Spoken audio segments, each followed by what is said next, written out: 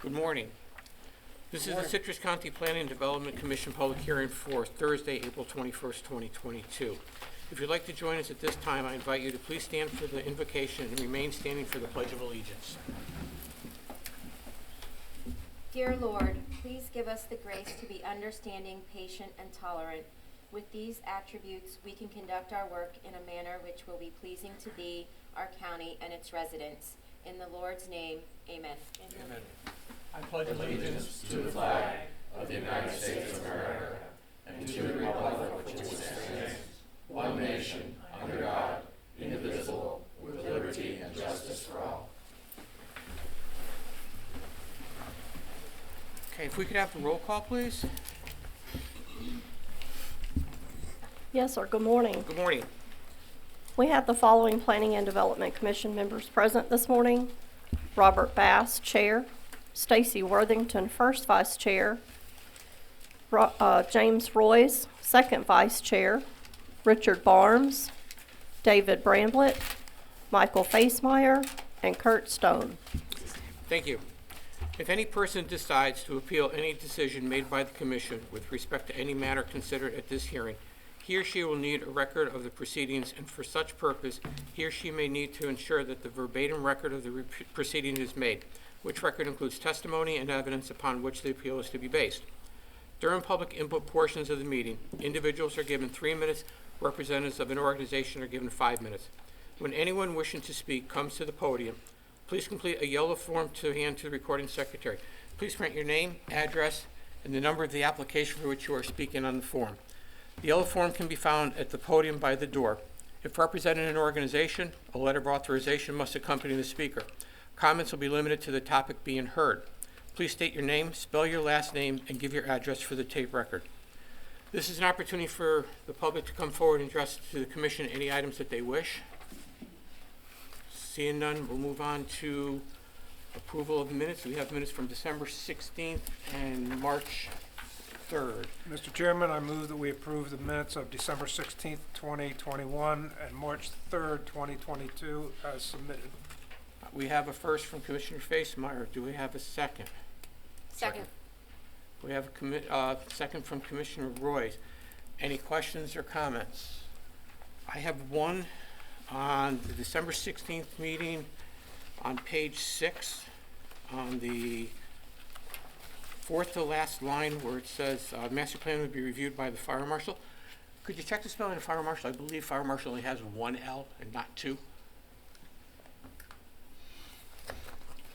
Okay. Any other comments? Seeing all in favor, say aye. Aye. Aye. Any opposed? Motion carries. Staff announcements. I have none at this time, Mr. Sherman. The only thing is I wanted to let y'all know the consulting agreement for the County Road 46 interchange management area will be before the board at the next board meeting, and then we'll be jumping off on that real quickly. There'll be a website created, so once it is, I'll let y'all know what the address is, and would recommend y'all go ahead and register so you'll, as the public, can get updates to that as well. Great, thank you. Ex parte communications. Good morning, Commissioners. With regard to CU-22-05, have you had any ex parte communications you need to disclose? And we'll start at the end, please. Site visit. Site visit. None. None. None. Site visit. None. Thank you, Mr. Chair. Thank you. Okay. If we could have an introduction from staff regarding CU 22-05, which is Clark Stillwell for Duncanfield Properties. Yes, good morning. Good morning. This request is for a conditional use to allow for light manufacturing and building trade assembly in the general commercial district. Here is an aerial view of the subject property. Here is a view of the surrounding zoning districts. Here we are looking west on North Duncanfield Avenue. Here's the applicant's submitted landscape plan. Here's the proposed master plan as submitted by the applicant. Thank you. Thank you. Attorney Stillwell. Good morning. For the record, my name is Clark Stillwell. I represent the applicant, Tibbetts Lumber Company. I'm accompanied today by Mr. Arlen Tillis with Tibbetts Lumber. He's going to speak briefly to you about the current site operation and what's intended to be placed there. It's a conditional use request. The county GNC land use district was amended several years ago, 3 to 4, with your blessing, to allow for light manufacturing assembly within the GNC district, subject to a conditional use approval. The conflict at that time was you had a lot of people that were in the service business, the general contractors. They had an office they wanted to do. They had a retail area, display area, if you will. And then behind all that, they wanted to put their product together, like air conditioning systems. For one that I know we did a conditional use on, similar. And then they would deliver it to the end user, generally a contractor. So this is for door manufacturing. The site is GNC, has been since 90, excuse me. Total of 3.85 acres. It was prior use was a outdoor truss manufacturing plant. That went, that discontinued use and then became the existing lumber yard and has been for a number of years. The surrounding area, as per the maps, is GNC.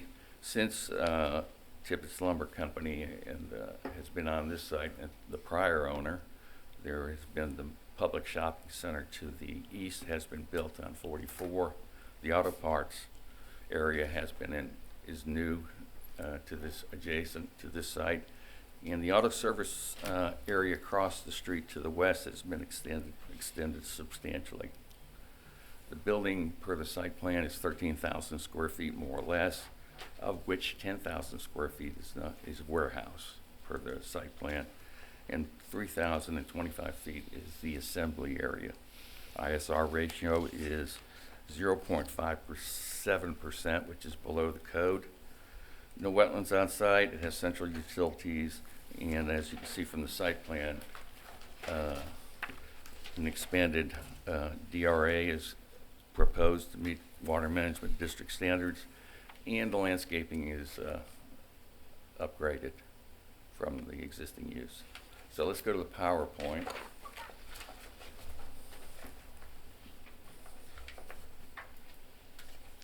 There's an aerial. You can see the site outlined there as is. There is one large vacant LDR area to the west across Duncan Field.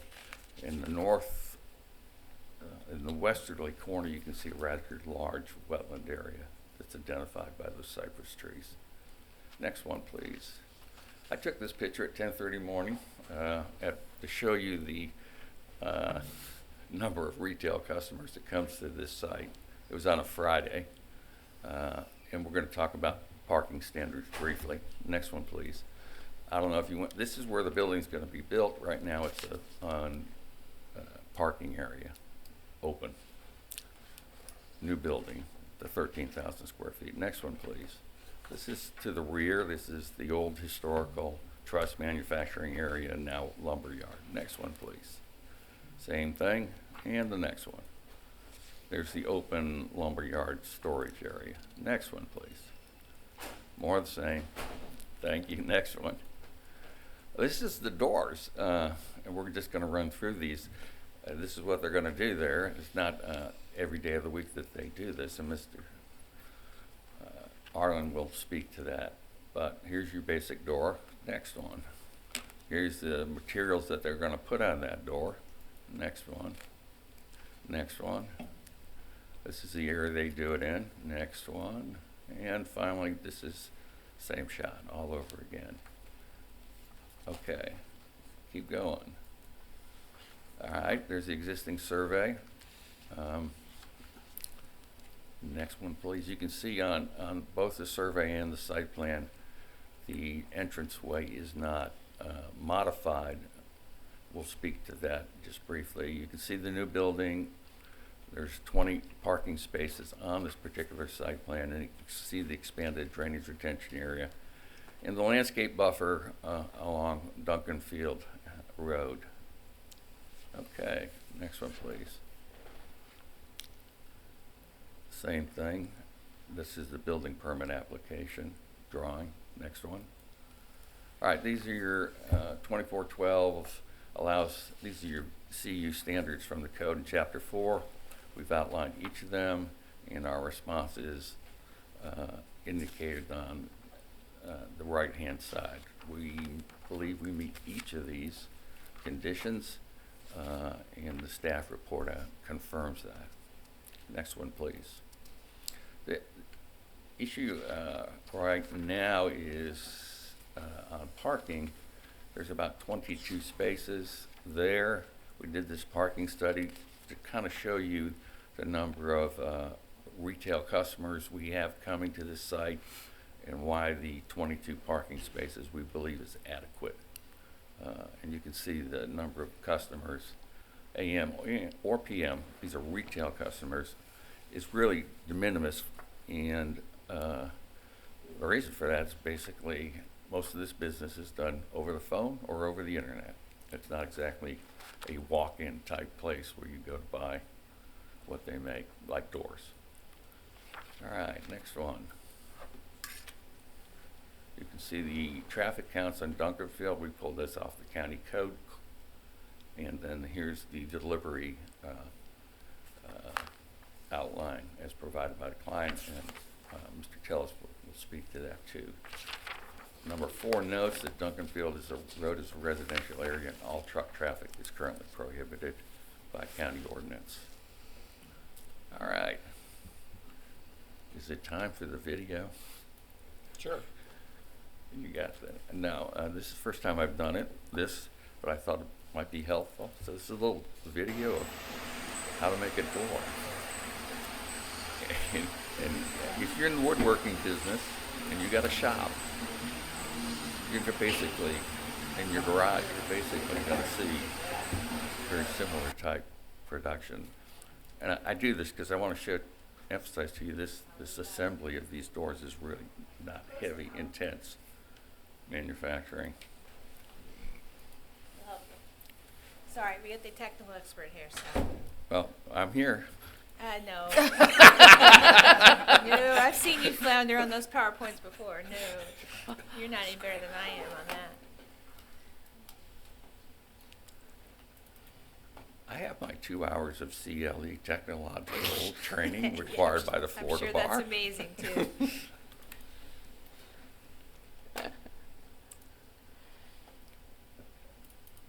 For the benefit of the public, if every 3 years the CLE now for lawyers requires a minimum of technological training. Really? It does. They assume planners know it. That's not part of ours. So that means we can have you use the, They teach you how to use Don't this. ask Clark how to answer an email because his assistant does all that for him. I want to know how you pass the technical part. All right, thank you. There we go. We're making a door here.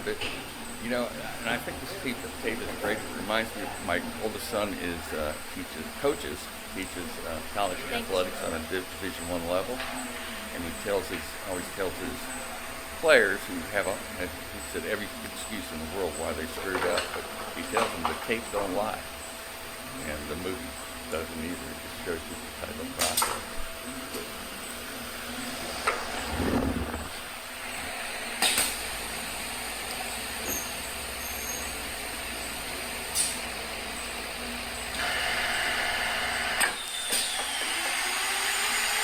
Next time I'll remember to bring the popcorn.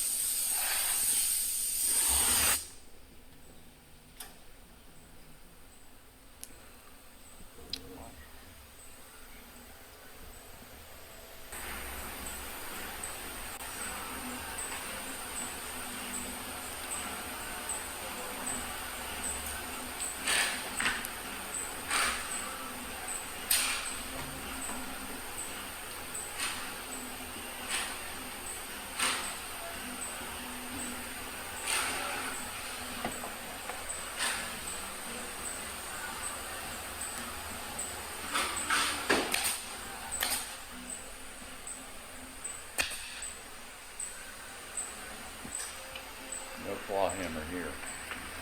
It's all power gun.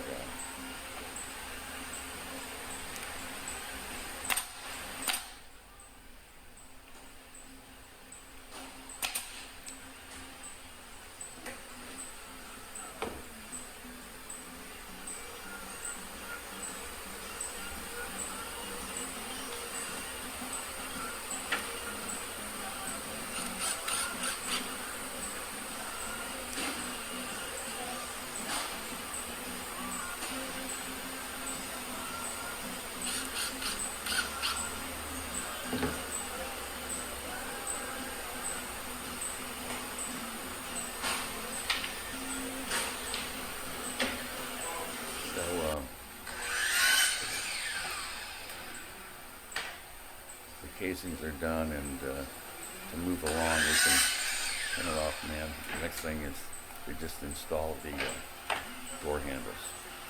So that's what we're talking about here. While you're looking at this, again, I'll go back to no concurrency issues, no compatibility issues, meet the code. The parking study indicates that no new parking is needed, and Mr. Tillis can talk to you about why. And then there was a condition that the building comply with big box or small box, and that's fine, the new building. And then the county engineering department had a comment in the staff report about upgrading the access. We reached out to them, and Mr. Kaufman provided us a response. And I took that response and gave it to Joanna to add as a condition, basically call for striping and upgrading the access area to make it more safe. Mr. Tillis will tell you that since he's been there, there's never been an accident at this interchange or entryway. So that's it. I hope you enjoyed the tape. If you didn't, I won't ever bring one back again. No, it was fine. It was interesting. I thought it would be a new twist. Anyways, any questions? Any questions? I have a question. The staff report says the applicant is requesting 2 unusual requests with this conditional use. The first request is to allow for the existing buildings to be relocated without amending the conditional use. What does that mean? No, that's not exactly what we asked for. And what I said is we requested that if you pass this conditional use, that the conditional use be subject to the administrative minor modification standards you find in a PUD. Ms. Coutu rejected that. I understand that, but I brought it out because I want to bring to your attention that if you do a conditional use, it's that. If you do a PUD, which everyone wants you to do, it's that, but it's subject to minor modification without a public hearing. 3% increase in intensity and density, or is it 5? I've forgotten. 3 or 5, okay? And other various things can be modified on a PUD without the benefit of review by you. But if I wanted to do the same things on a conditional use, I'd have to go back through the whole process again. So I put that in there just to show to you there's a little irrational breakdown here in your code, and you might want to look at it. But we're not asking for that formally. Thank you. Any other questions? Any questions from staff? I think you touched on it briefly. You have no problem with the 10 conditions the staff has proposed in the staff report, plus the new one that you proposed about the driveways. That'd be fine. Thank you. Thank you.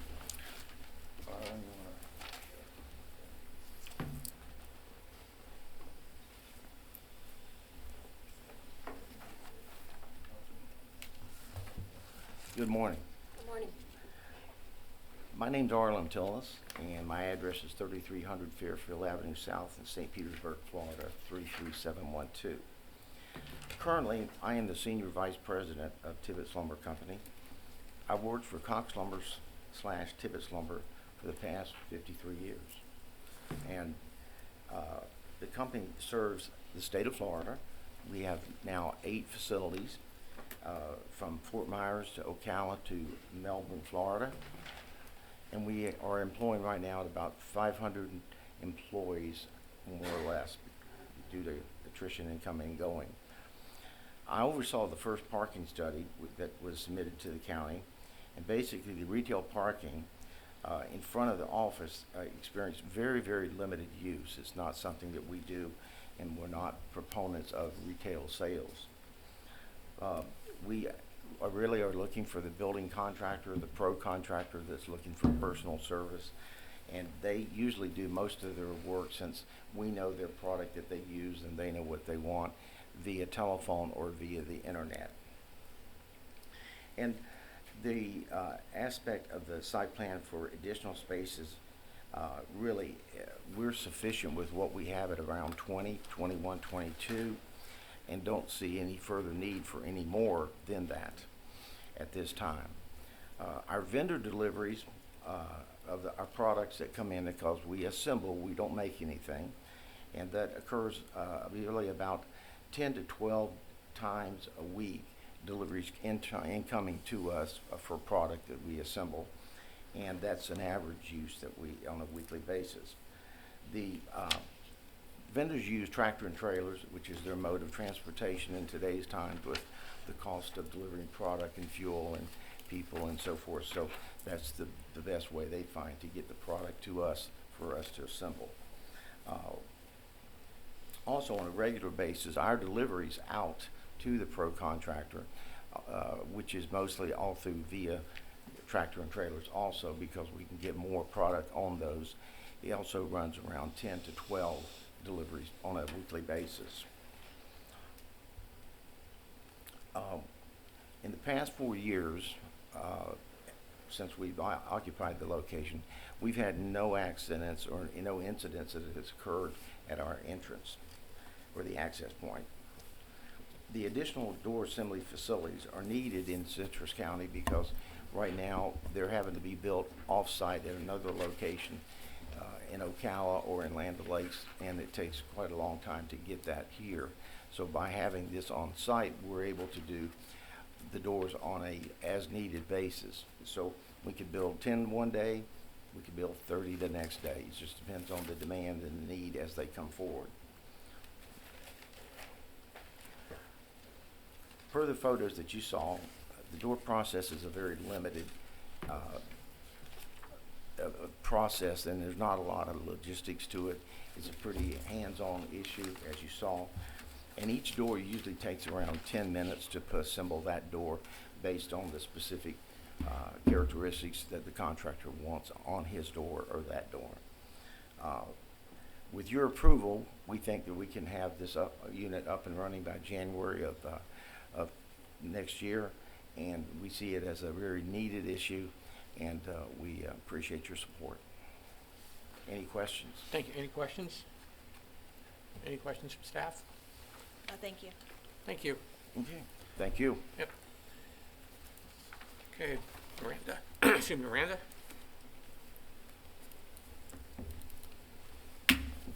Sorry, I don't have a video for you.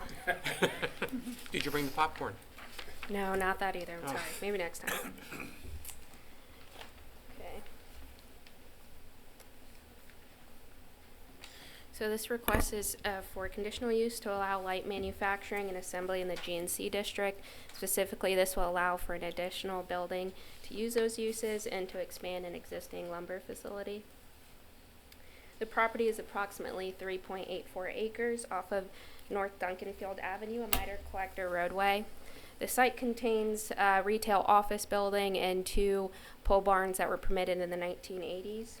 In 2020, the site was approved for primarily retail sales with accessory door workshop areas. The parcel is adjacent to an auto service center, an auto shop, part store, and a discount store. And then across from Duncanfield on the west side is a single-family residence. Those uses are consistent with their land use designations. You have GNC to the north, south, and east, and then on the west you have LDR, low-density residential. This is looking north on Duncanfield Avenue. The road's approximately 66 foot wide. This is looking east at the subject property from Duncanfield. Beyond the grass area, you can see large amounts of open storage areas. And this is their office and retail building. There are a few parking spaces along that building. This area is a parking area that they're using now. It is unpermitted. This is the corner of Duncan Field and the general location of the proposed building. At the time of the site visit, there was a semi-truck and a flatbed. The semi in the photo is currently in the right-of-way. However, the proposed master plan is delineating several loading zone areas. This is the access from the Crystal River shopping plaza on the east side of the building. That access road is right turn only, so you can't gain access to the subject property. You can see the auto parts store, and then at the intersection light, Duncan Field turns into West Nova Bryant. This is internally to the site. As mentioned, there are two buildings. One's enclosed, the other one is open.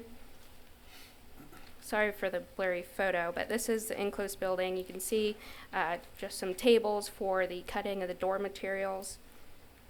And the open building is solely used for the storage of the door materials. This is the applicant submitted site plan. The brown buildings are the existing. The red is the proposed. The proposed building is approximately 13,000 square feet. It's a steel building for the light manufacturing and assembly, and the rest of the site uses will be retail, office, warehouse, and open storage. The open storage areas will have to be screened. This project will be served by Central Water and Sewer, and the project will also use Citrus County landfill for solid waste. The applicant is requesting a parking deviation of 20 spaces, and while the LDC requires 52 with retail, they did submit a parking study, which is generally consistent with that request. The applicant is also requesting a reduced setback. The LDC requires 32 feet for a minor collector, and the site plan delineates 25 and 29 feet. There are no concerns with ISR and FAR. Engineering has made a comment about that driveway, and I'll get to that in a moment. Lastly, this is the applicant submitted landscape plan. The applicant is requesting some relief to foundation landscaping.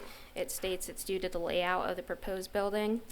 The external buffers proposed are generally consistent with the LDC. The applicant also shows DRA buffers and parking area landscaping for the expansion. With the proposed conditions, the project will meet the intent of the LDC and comprehensive plan.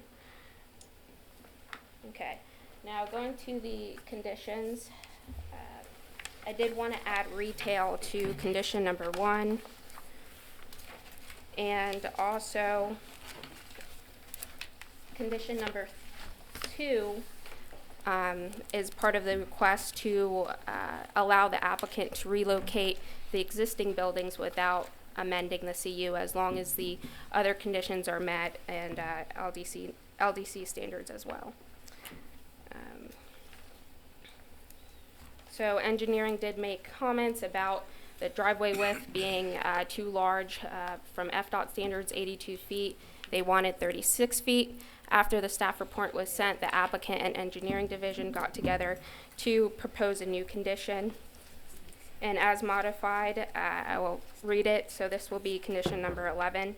At time of permitting, the developer shall permit and install the following improvements to the existing 82-foot wide driveway / access point, pavement arrows, striping, and mountable curbs if needed to provide safe ingress and egress. And if you have any questions, I'll be glad to answer. Mr. Chair, Any questions? I have a question. Yeah.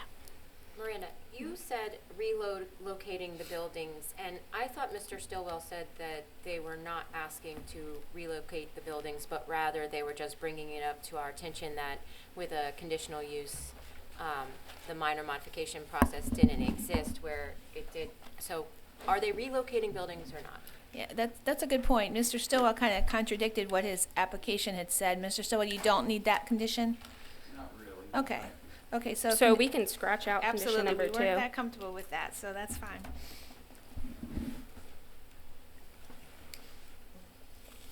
Thank you, Stacy, for bringing that. Any other questions? I have a couple for you, Miranda. Okay. This parking study that was performed indicated that 23 spaces were used on the couple of times that the study was done. The applicant stated during his presentation that there's 22 spaces that he would like, and we're saying that the site plan says 20 spaces. Where are we Yes. with spaces? Are we going to be 20, 22, 23? Because to me, So yes, the site plan did say 20, and different times of the parking study did go up to, I believe, 22. So we can amend condition 3 to say at least 22, but that's up to the applicant. Okay. Okay. Okay. Thank you. Also, on the northwest corner, we have the sharp bend of North Duncanfield, and we have landscaping going in that whole area. Has engineering discussed the possible impact to site distances as you make your way around that horizontal curve? Because I have a fear with that landscaping coming out that far, we may have an issue with vehicles seeing each other. So I would hope that that would be something to be checked on during. Yes. In this corner here, so Yes. so the landscaping will have to be out the site visibility triangle. I know it seems like it's really close there, but it will, that's something we do look for during the permitting process. Okay. Let's go to the southwest corner, please. It's called out as a floodplain area. Having driven by the site a couple of times when it's been heavily raining, water appears to be spilling out of that area onto Duncanfield. Has the applicant indicated how he's going to control that water from exiting onto Duncanfield? Not a part of this request. There is a pending application, and it is going underneath review, but nothing was specific to the floodplain complex. I would like to see that included, because I do have a concern with water coming onto the roadway and obviously having the potential for causing an accident with one of our residents. Mr. Chair. Yes. I think that floodplain determinations are made by the building division, and that will be handled at the time of permitting, and they will determine whether or not they have the appropriate plan to handle the water. And also, just to point out, condition number 5 does include the word drainage. That's something that we look at permitting, not necessarily building, although they did do floodplain, but engineering as well. So, good point. That's something that they'll be taking into account with the permitting. Okay. Thank you. Just want to make sure we had all the i's dotted and t's crossed. Absolutely. Any other comments or questions from commissioners? Well, they're also adding the additional DRA too, Correct. which would help probably alleviate some of that spillage into the current. Quite possible, but just want to make sure we've got the i's dotted and the t's crossed. Yeah. Any other comments? Very good. Thank you, Miranda. Thank you. Okay. All right, the public portion of the meeting will now be open. If there is anyone present in favor of the application who would like to speak, please come forward to the podium. As a reminder, individuals have 3 minutes to speak and organizations have 5 minutes. When speaking on this application, please address the board. If you have any documentation that you want to be entered into the record, please provide a copy to the recording secretary. Do you have any? Yes, sir. Hey, my name is Gaston Hall, 2200 West Deer Trail Lane, Lecanto. I've been buying product off that site since the mid-'80s through, I think, now 5 different owners. General contractor, been there numerous times, every week for years. Never seen a problem on that site with parking. Retail sales, you got Home Depot and Lowe's. That's where people are going to go. This is mainly for the general contractor doing residential, commercial remodeling. I've been to their door facilities at several of their locations, their truss plant facilities at several locations. I've known these people since the 80s. They do a very good job. They keep their sites clean. They keep their sites safe. I would recommend you approve it. Thank you. Thank you. Anyone else wishing to speak in favor of this applicant? Anyone else wishing to speak in favor? Anyone else wishing to speak in favor? This time, is there anyone who would like to speak in opposition to this application? Anyone in opposition? Anyone in opposition? Okay. Attorney Still, any comments? No, thank you. You're welcome. This time, I'd like to return it back to the board for discussion and possible approval. Mr. Chair? Yes. I support the application with the proposed conditions. Also, I would just like to personally attest to the fact that as a trades business owner, the amount of traffic to a location for that type of business is completely different from something that would be happening at a retail location. The only people who ever came into our location are people who are trying to sell me something. It's just not a walk-in type of business, and so I'm perfectly fine with the deviation for parking spaces as well. Any other comments? Yeah, Mr. Chair. Yes, sir. I'd like to just echo that, the same that Stacy said and that Gaston said. It's I think it's an added feature that we need here in Citrus County, especially with our housing boom, and I think it would certainly help speed up the process, because I too am a general contractor, and I have purchased many doors from that company. Unfortunately, it's from the Land O'Lakes locations. I had no idea they were here in Citrus. So now that I know that, that's great, and I do approve. Okay. I too am in favor of this application. Any other comments? Seeing none, I'll look for a motion. Mr. Chair? Yes. The Planning and Development Commission finds application number CU-22-05 consistent with the Citrus County Comprehensive Plan and the Citrus County Land Development Code, and that the board approves with conditions the application based upon the evidence and testimony presented and the staff report and conclusions regarding this petition. It has been determined that approving the proposed conditional use will not adversely affect the public interest, that there is compliance with special rules governing individual conditional uses of the type involved, that the proposed development with conditions and safeguards attached would be generally compatible with adjacent properties and other property in the district, and that the PDC is empowered under the section of the LDC described in the application to grant this conditional use. Second. We have a first from Commissioner Worthington and a second from Commissioner Facemeyer. All in favor, please signify by saying aye. Aye. Opposed? Motion carries. Thank you. Our next application is 0A-22-01. We have a slight introduction, please. There is no slide introduction. Randy's. Okay. There is PowerPoint, but with the Yeah. presentation. Okay. Staff, do you wish to come forward? Yes, the Board of County Commissioners asked that we look at waterfront setbacks to see what could be done to accommodate waterfront setbacks as it relates to some larger properties, because waterfront lots are, at a premium. There are not that many left. But we want to do it in a safe way so that it's protected and the environment's protected. Having an engineering background, we tend to think we can do anything as long as people are willing to pay for it and maintain it. One of the things on this ordinance that we are requiring is if they deviate from what we have now, that they have to get it recertified every 5 years by an engineer. And the reason for that is we don't want to have to go in and do it. It takes too much time. But I will say this. Enforcement is going to be key to making it work. As I always say, you can build a property, and if you put the water that runs off through a filter like in your refrigerator, it would obviously make it very clean, but it would be very expensive. There are really 4 issues that we see, and we've tried to do this, and we need your input and direction on. One of them is it's been suggested that there be a safe harbor limit of 100 square feet for a structure that doesn't require it.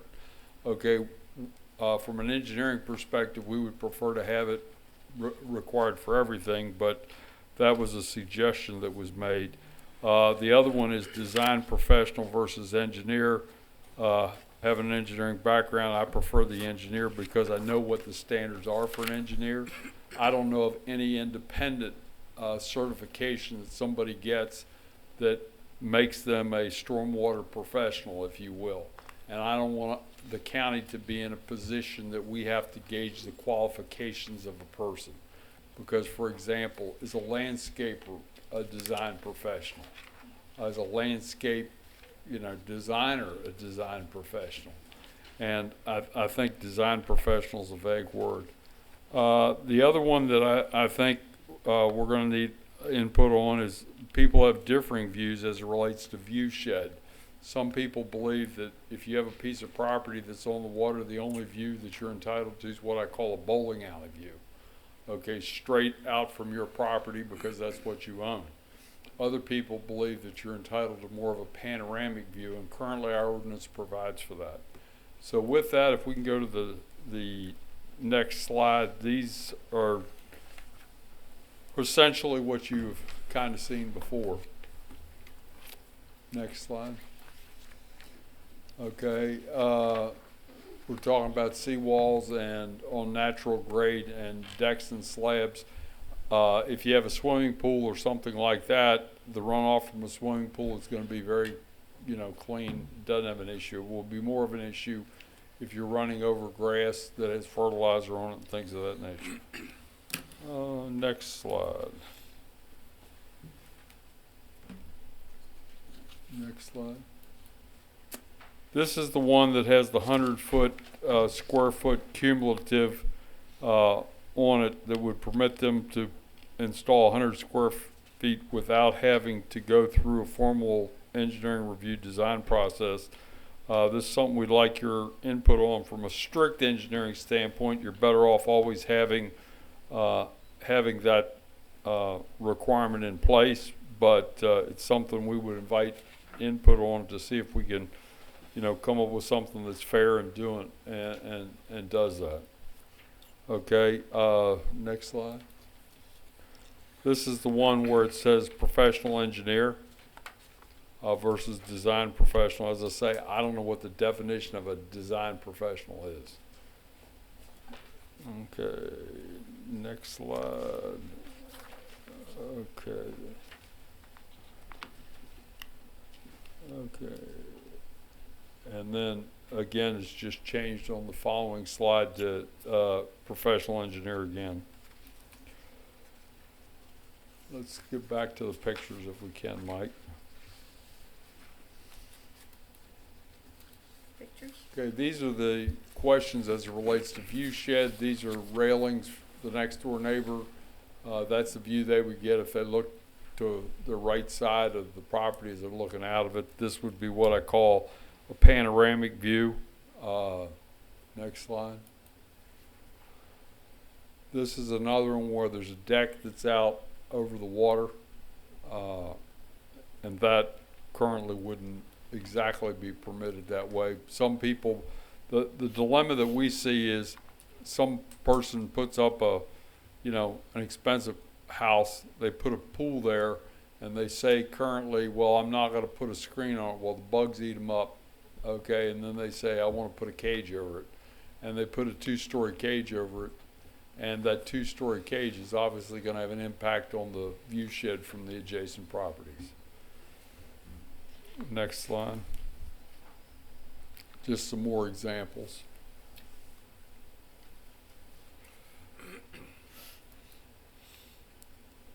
Okay. The other thing, and then here are the pavers.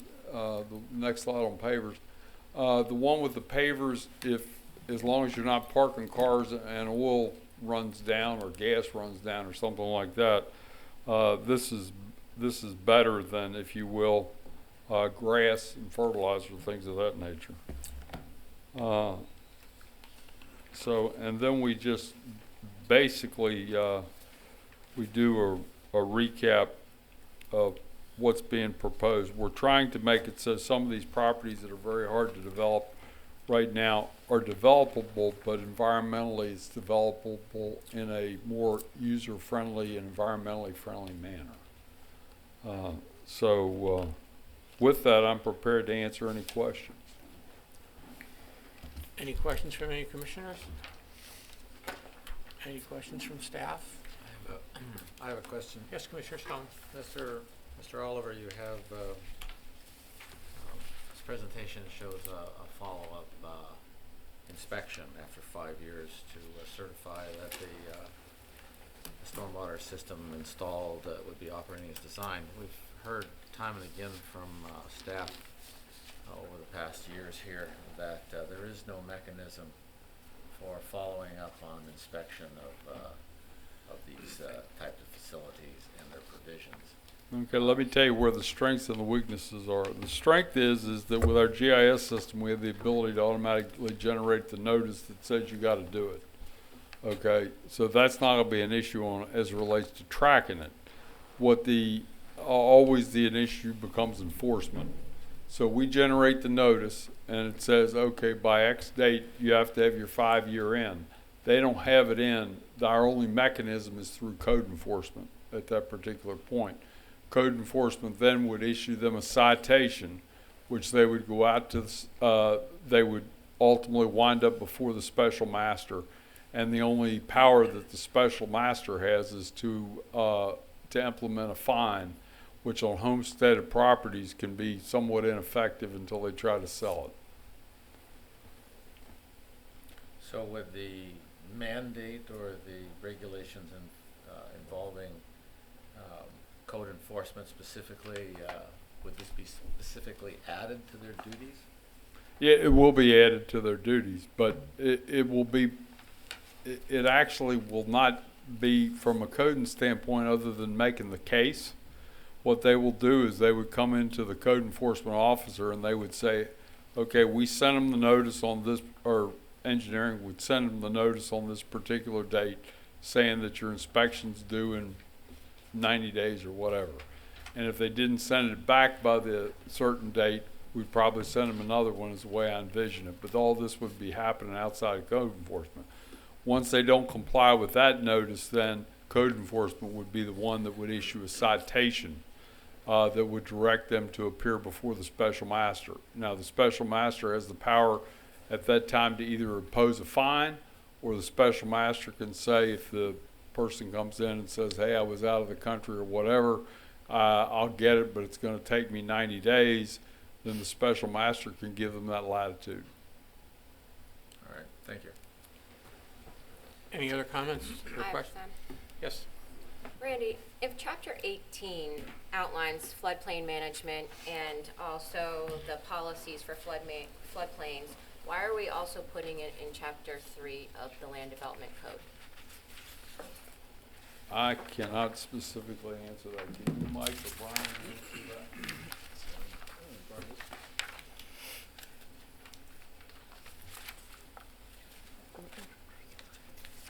I would say that it's sort of all related. It's intertwined, is why we would have it here. And then the floodplain management is in the Chapter 18. Right, but in Chapter 18, they're updating and reviewing it along with the Florida Building Code and more frequently. We're not making the same changes to the Land Development Code as often. So if Chapter 18 supersedes anything here, why put it here? Wouldn't it be confusing and cause conflicts? I don't think it causes conflict unless we're trying to actually update the language in our code itself.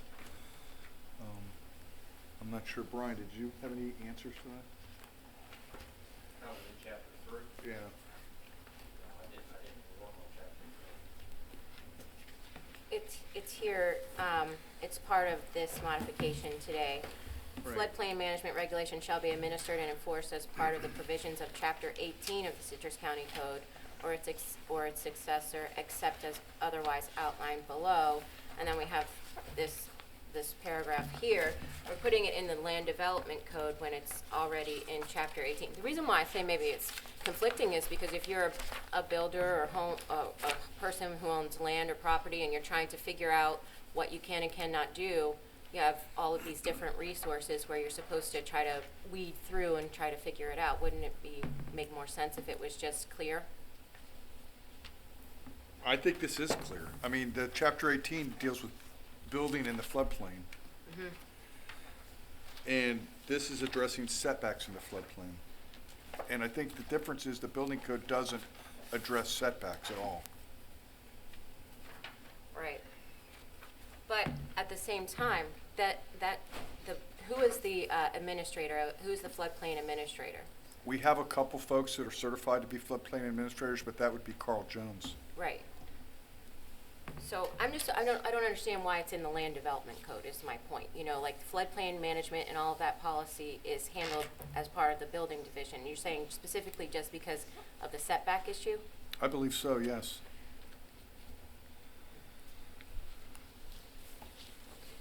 Any other questions at this time? Wait, I'm not done. Randy, on section 5, with an undeveloped lot, okay, you say any new structure in excess of 100 square foot cumulatively on a waterfront lot. So where did we come up with the 100 square foot? Totally arbitrary. Okay. And also, when I saw this, I agreed with Mr. Sherwinski's comments immediately, where it would say, okay, this was a distinction we had before, like we weren't sure what structure. But I don't know if this is the correct definition here, 100 square foot, because like he said, you could still put up a shed and then you're having the runoff. So, Well, we would be comfortable with a limit of the 100 square feet safe harbor limit. I mean, I'm neutral I think to it was that. fine before, but then there was the discussion, so someone brought up a definition of maybe perhaps the walls, a structure with walls or a roof. Is that more specific? Yeah, that would be fine. I mean, we could say in excess of 100 square feet that doesn't have walls and a roof then? Is that what you're suggesting?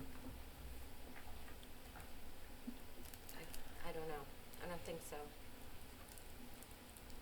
Isn't a structure defined in the building code?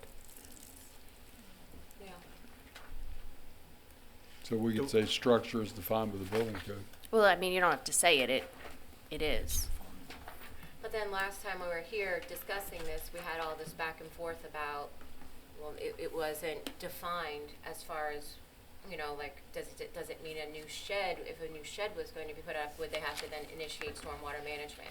So the idea is that if we can initiate stormwater management when someone is putting up a new structure, like even a shed, that's a net positive benefit for our waterways, where there is not one existing now. But this 100 square foot is arbitrary, Yes. and then also would exclude perhaps that shed, and then they would not have to put in a stormwater management program. Mr. Chair? Yes. I don't know that there was a concern that there was no definition of structure. I think my recollection of the discussion was that there was a concern that it wasn't being appreciated, that now we were going from many things not having to have stormwater to then now having a lot more things have stormwater requirements. So I don't know that there wasn't a definition. I think that we wanted to make sure everyone understood that I mean, that's my recollection. That's just what I recall. You all may recall it differently. But I think it was brought up that do you engineering understand that you're going to go from only reviewing X number of plans to now having to look at everything? And so that's what I recall.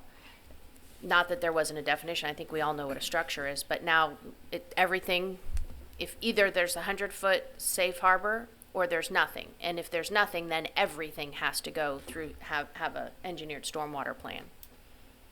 Well, what are we trying to protect by having the 100 square foot? Why don't you just say everything requires a stormwater plan? I mean, what would somebody want to put up that was 100 square foot? A shed. You know, picnic table. I mean, They're A just shed. saying if somebody puts a shed up, does that trigger to put a stormwater? well, engineered stormwater? we're hearing now that, yeah, it should, Correct. you know, so. Right, that's what Mr. Zawinski said even. Yeah, on so his why notes. should we have any escape clause? Just, if you're gonna put up anything, well, then you gotta have a stormwater plan. We can abolish that. That's not a problem. I mean, we're fine with it. I'm trying to think what you would want to put up that you would say, oh, well, this is a real pain in the neck to do a stormwater plan for what, a gazebo with a picnic table in it or something? I mean, I can't imagine what you want to put up that you wouldn't need a stormwater plan for. I think that everyone here agrees that we want to protect the environment. I think the best way to protect the environment is that everything has to be reviewed and everything has to have a stormwater plan. So I think this 100 square foot should go away. And I think that's kind of the feeling of the other members on the board, if I'm not missing anything. So I think that Is item, that the consensus then? Yes. Okay, I'm fine. so item B would come off on underneath section 5, correct? Yeah. It wouldn't come off. I think you would take out 100 square foot. Any new structure on a waterfront lot. Okay, We just take off in excess of 100 square feet. okay.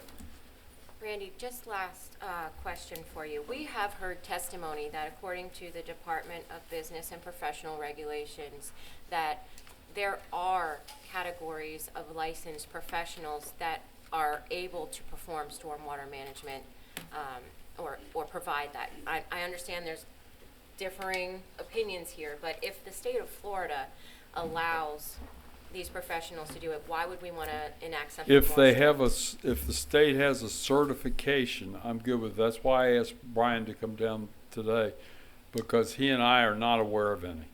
Okay, what I don't want to get into is to be in a position that we make a determination that this person's qualified, this person's not. That's not our job. We know what the qualifications are. I mean, we're fine if you want to say a sealed drawing by a design professional, okay? But I want you to understand that's only going to be architects and engineers because they're the only two that have seals. Okay, but what if you said instead rather like approved, that is approved by the state of Florida Department of, the DBPR? Could we not just say that? Well, yeah, but that's pretty broad because DBPR has a number of different classifications. So, for example, a builder can be state approved and they're with DBPR. Is that sufficient? No, I mean, like, say that someone who is approved to do this type of work that is licensed through the DBPR. Again, I can't say I'm minimally familiar with those classifications. If there was a certificate or a program from a university or some school that certified that they did it and it provided, I mean, like with FEMA, there are various training courses that you have to go through, and if you can say, provided they pass this course, and this course, they're fine, I'm okay with that, but I don't want us to be in a position to determine, they could be DBPR and they could have a, license to do landscaping. Okay, does that qualify them?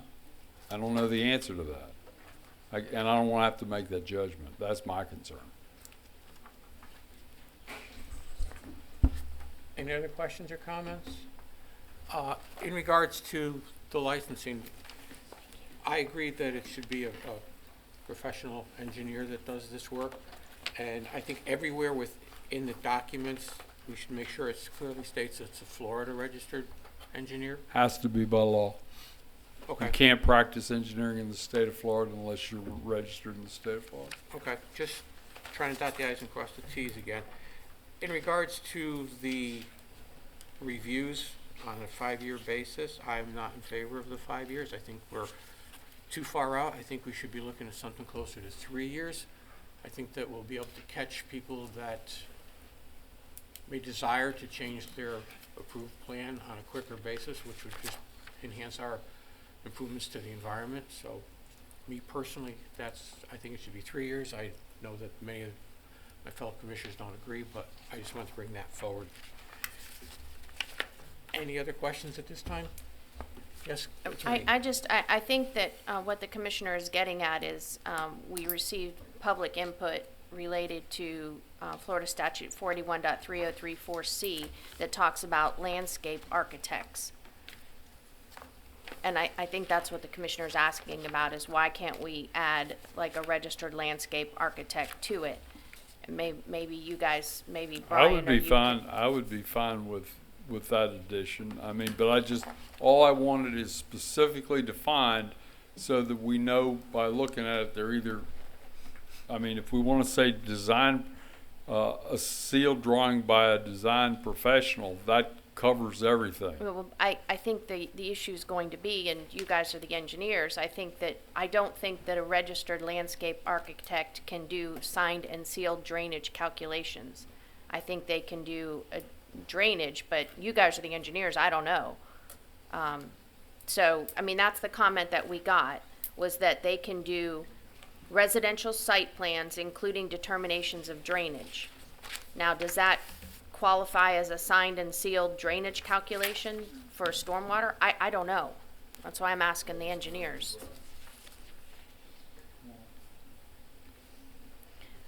When I read 481.3034C, it just simply says that the setting of grades, shaping and contouring of land and water forms, determinations of drainage, and provisions of storm drainage and irrigation systems where such systems are necessary for the purposes outlined herein.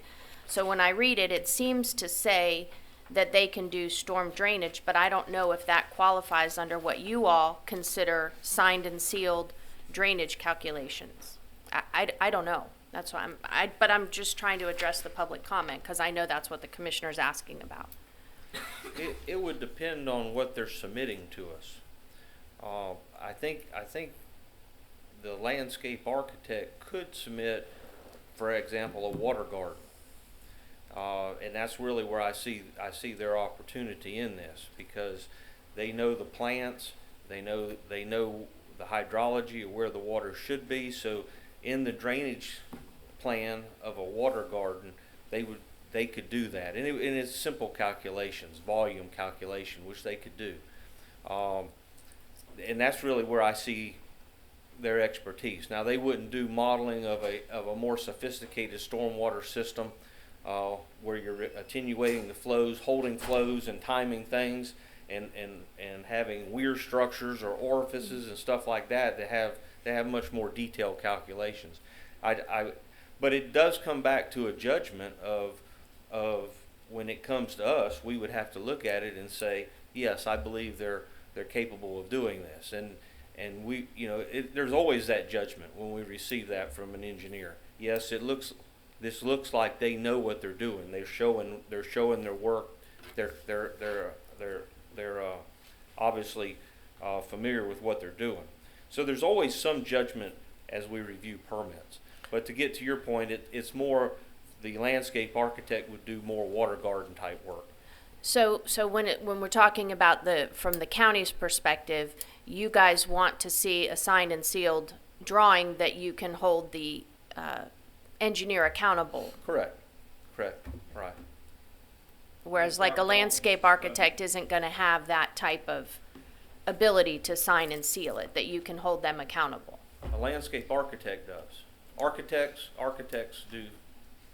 So maybe then maybe it's licensed engineer and licensed architect. Well, here's the thing, with architect. any design professional, be it architect or engineer, you're not supposed to practice outside of your area of expertise. For example, an electrical engineer could stamp this, but they would be out of their element and could be disciplined by the state of Florida, Office of Professional Regulation, because they practice outside their discipline. Right. So to take the comment, could you change the language to say architect and engineer rather than just Florida engineer? I don't know if I'm just trying to help the discussion. It's up to you all. I mean, we would be comfortable with that. Again, anybody who practices outside of their area of expertise is subject to sanctions by the state. I still stay with the professional engineer. Having practiced for over 30 years back in the state of Connecticut, I have to stay with the professional engineer. I worked with many landscape architects. They do great work designing, the lay of the land and the plantings, but they're not qualified to do the stormwater calculations as our county engineer stated. So I think that this should remain as a professional engineer. Again, my view. Obviously, I disagree. And that's what we're here for, I is know. to, is to be able to, you know, banter back and forth and come up with ideas that work for all of us. So, any other comments at this time? Well, I would just say, I have a couple of comments. Firstly, the county engineer just said that a landscape architect would not have the capacity or the ability, or he wouldn't allow it for them to say, we're gonna hold water here and how's the water gonna run off? And we're not talking about building we're not talking about building a waterfront pond here, a garden pond. We're talking about waterfront runoff. That's what this specific setback, for the most part, that we're dealing with here. So if the county engineer says that no, he doesn't believe a landscape architect has the ability to determine whether or not that water is going to be held or not, then that's the professional that we need to rely on, in my opinion. So it would stay with a design engineer, a professional engineer. And then I just have some questions, like this picture of these pavers that go all the way to the water line. So we're gonna say that something like this, because these pavers don't extend more than 12 inches above the grade, that this is perfectly okay. Is that what I'm understanding? Provided that it's not draining vehicle fluids into that, yes. So as long as it's not a parking lot, we can pave all the way straight to the side of the water and let runoff just run right off, because I think that's again, there's some professional judgment that falls into this equation, because you don't want to create excessive runoff either, and that's what the engineer's going to be for. Right. Okay.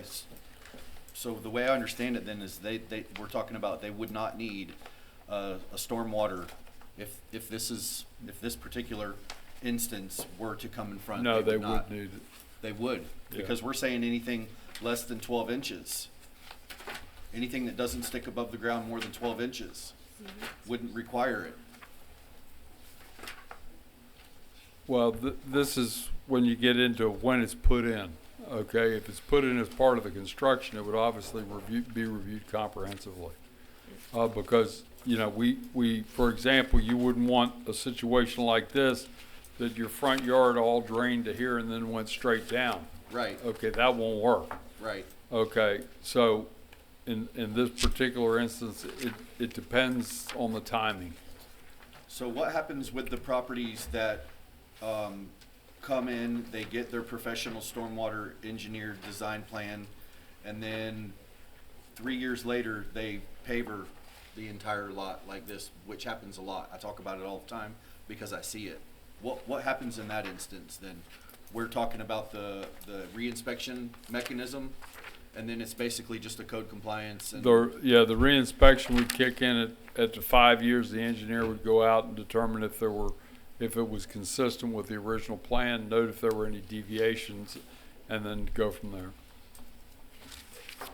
And then it just basically gets marked down as a code compliance until the property's sold. Like that gets recorded in the GIS. No, they would issue in the worst case situation, they would issue a citation. It would go to the code special master, and then the code special master would determine, you know, who's right, who's wrong, if you will, and they can levy a fine up to $500 a day if they so choose.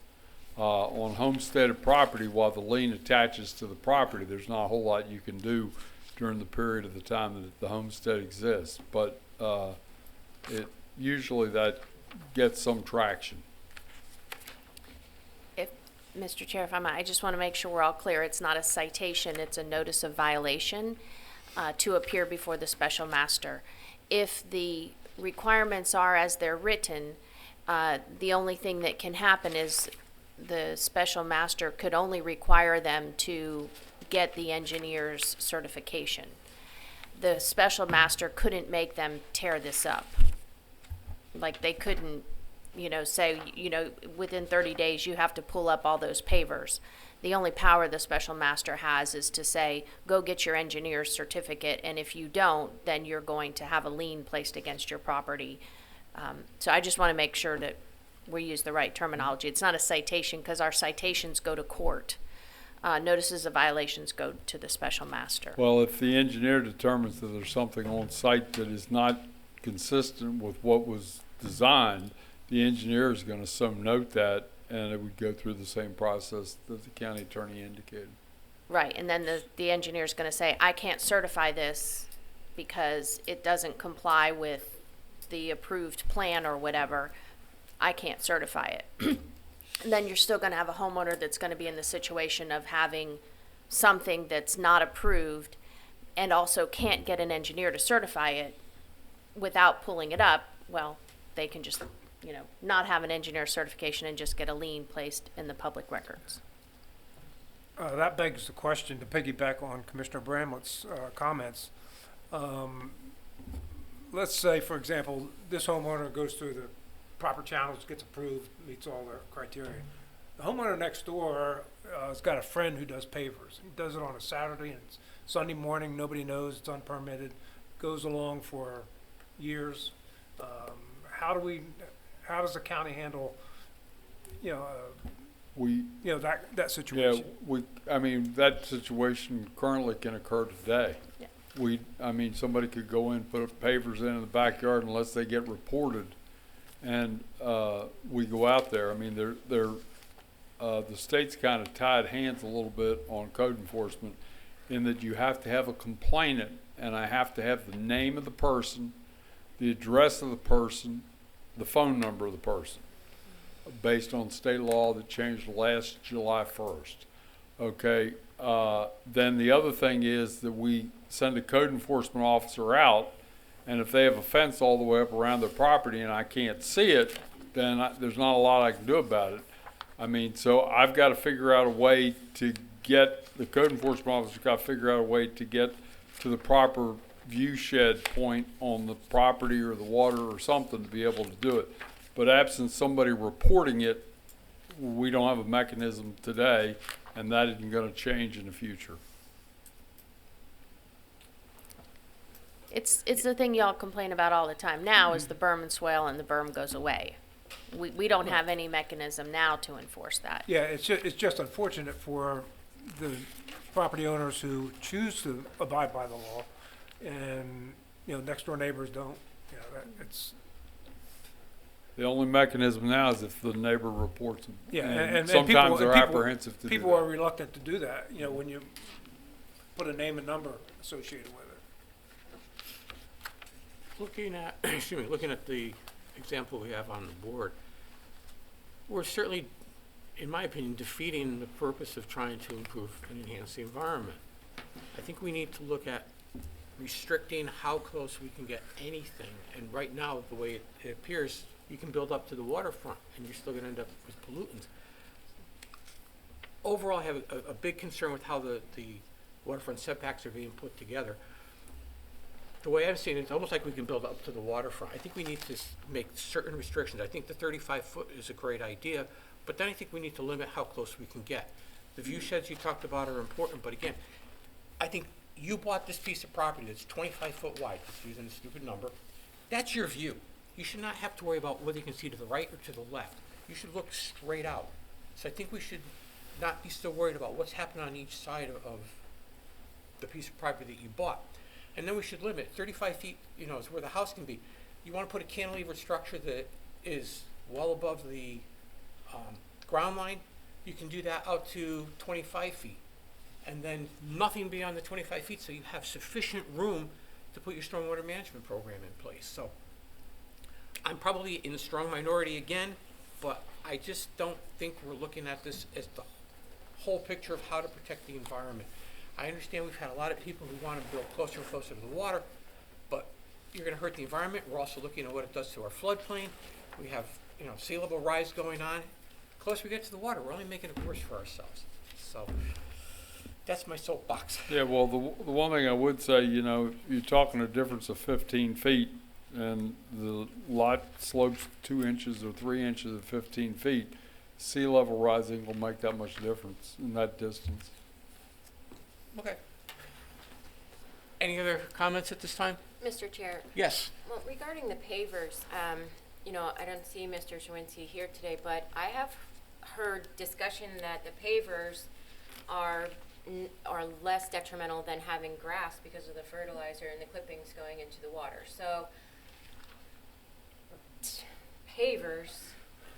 But let's just follow that up though with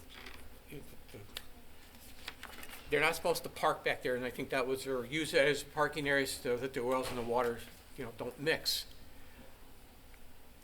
I'm pretty sure we're gonna find people who are gonna be doing that.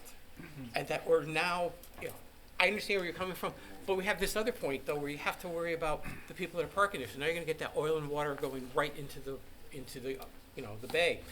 Whereas if you have your stormwater management program, that acts as a filter to remove those hazards. And I understand you're talking about the nutrients from fertilizers, but again, this is why you have a rain garden or other programs to filter that before it hits our water system. So, But they would have to have it to put the pavers, right? That's the thing. That's the change. but where would you put a stormwater management plan on that particular plan? There's like no place to go. Well, let's use another example. If you had a swimming pool and the swimming pool was up next to the water, anything that ran off the swimming pool would be fine, okay, from a stormwater quality standpoint. Okay, the question is, and I think you hit it, but this is where we got to rely on the engineer. The question is, okay, what things could run down those pavers to wind up in the water? And that's where the design professional is going to come in. Well, with the current standard, I mean, if it's the 12-inch limitation on height above the ground that permits these pavers to be put in, you put a concrete slab in there. And then whatever gets on the slab is going to end up in the water almost instantaneously. It just doesn't have to be pavers. I'm just confused by the whole thing because we've built some waterfront houses and here just in the last couple of years, and every time we build a house, the stormwater plan had to store every drop of water from that entire site. You can't run any water off, and now we're just going to say, okay, it's fine if you have pavers, you can just run water off because the fertilizer's not going to come off of that grass that butts up to those pavers and run into the water. Where's the logic in that? Like we're saying that there's no stormwater allowed to run off of your property. You're telling these contractors that, and then now we're going to say, okay, in this instance it's okay because we think there's no oil on that paver. That is ridiculous. Well, why don't we eliminate this thing? That's what I would like to see. By nothing can be built other than your stormwater management plan any closer than 15 feet to the waterfront. Maybe it's 20, but there has to be that area that has that buffer between the structures, the parking, and the waterfront. There has to be something there. Well, an engineered stormwater plan would have a detention area that would hold the water until it either percolated through the soil, right, or was sufficient to settle out whatever was floating along with it. Right now, you're required to hold 3/4 of an inch on site. This is the standard. Until exhaustion, right? Because I would expect, one of the things that, if I were going to look at designing this, one of the things that I would be looking at is doing like rain barrels and things like that, which will catch first flush from the roof. Right, it collects first flush from the roof, but you still have the driveway in the front, you still have the side Correct. yards and everything else in the back. So you still need to have that larger system. And again, with this, the way it's laid out, it would not work. And I have to agree with you, Dave, that this does not make any sense. This is a boat ramp, which you're not going to get it permitted today. Right. I mean, how long it's been there, I'm not sure. I can't even tell you if it's a permitted FDEP boat ramp. Any other questions? I just want to know if Mr. Hall submitted his public comment and mentioned that he wouldn't have enough time to go over these issues, and then he was asking for staff.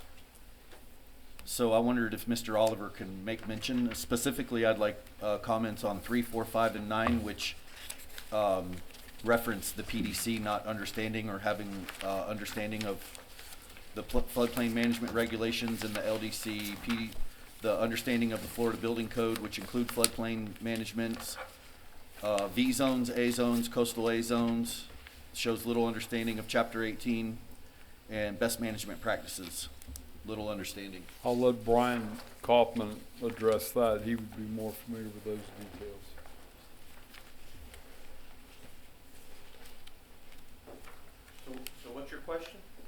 Did you get the public input? No, no, sir. Okay. No.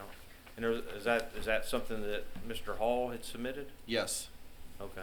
And he was asking for staff, and typically we have a land development person that's presenting here, so they would be in tune and know what the public input was. So I'm just trying to give Mr. Hall his due, and whoever may know and can speak on these, even if Ms. Katu could speak on them, because obviously she's read them.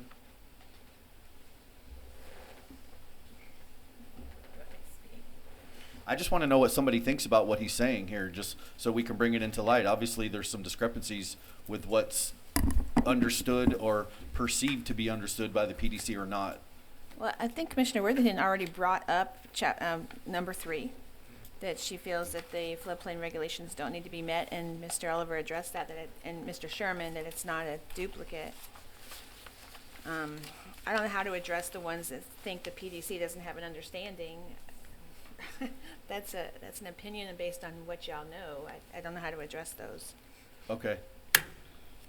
And then so can we just flesh out the whole floodplain management regulations being a part of the land development code and chapter 18 of the Florida Building Code, and get to the nitty gritty of what the differences are we're talking about? Because like Mr. Sherman said, we're talking about setbacks in the land development code. We're not actually talking about building codes. So how do those two have an effect on each other, and why are we talking about it here?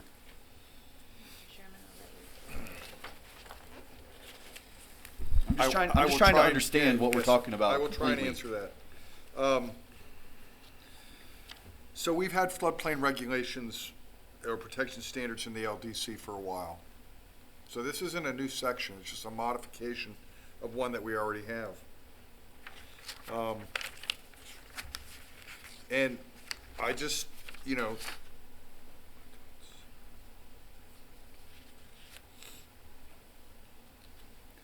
I just think it makes it more clear that, this is specifically deals with setbacks in the floodplain. And as it relates to building in the floodplain, we defer to chapter 18.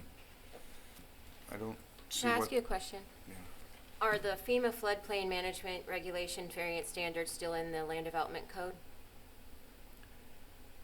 No, the floodplain management standards for buildings are in the building code.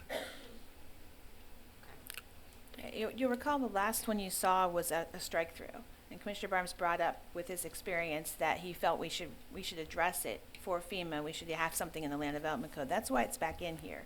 It's a reference to it. It's by no means saying, and FEMA doesn't apply. It's just a reference that, by the way, chapter 18's here, and he felt, I hope I'm speaking for you correctly, that we need to have that in here for our community rating system criteria, to at least have a reference to it. That's why it got put back in. We did have it as a full strike through.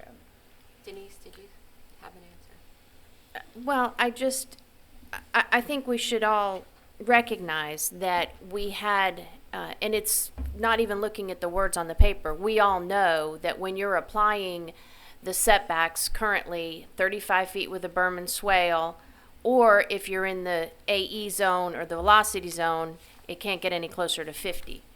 The reasons are because of the floodplain regulations. That's the setback issue. And we all know the difference when we're just on a plain lot and it's a waterfront setback, it's 35 feet with a berm swale. But if you're in those more critical areas, it's the velocity zone or the A zone. So that's the basis of why we still have we even talk about floodplain. But since we're removing that, remember, we're doing away with all that 35 feet or 50 feet. It doesn't matter where you are now, because of the new regulations. But it's still just a reference back. And to answer Gaston's questions, yes, the floodplain administrator is still going to administer the floodplain regulations. Yes, Carl Jones and his staff, they are still the floodplain managers under Chapter 18. Yes, they are still going to be the ones that deal with the floodplain variances. Variances to floodplain are not going to come before the PDC.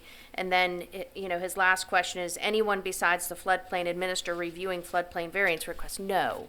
Those all stay with the floodplain manager. So I didn't get a chance to personally talk to Mr. Hall about this and go through it with him, but he can rest assured that nobody's trying to alter the building code by what's in the LDC, and he's absolutely correct that everything in, the hierarchy of documents that he references between the Florida Building Code, the LDC, the Citrus County Code, nobody's changing any of that.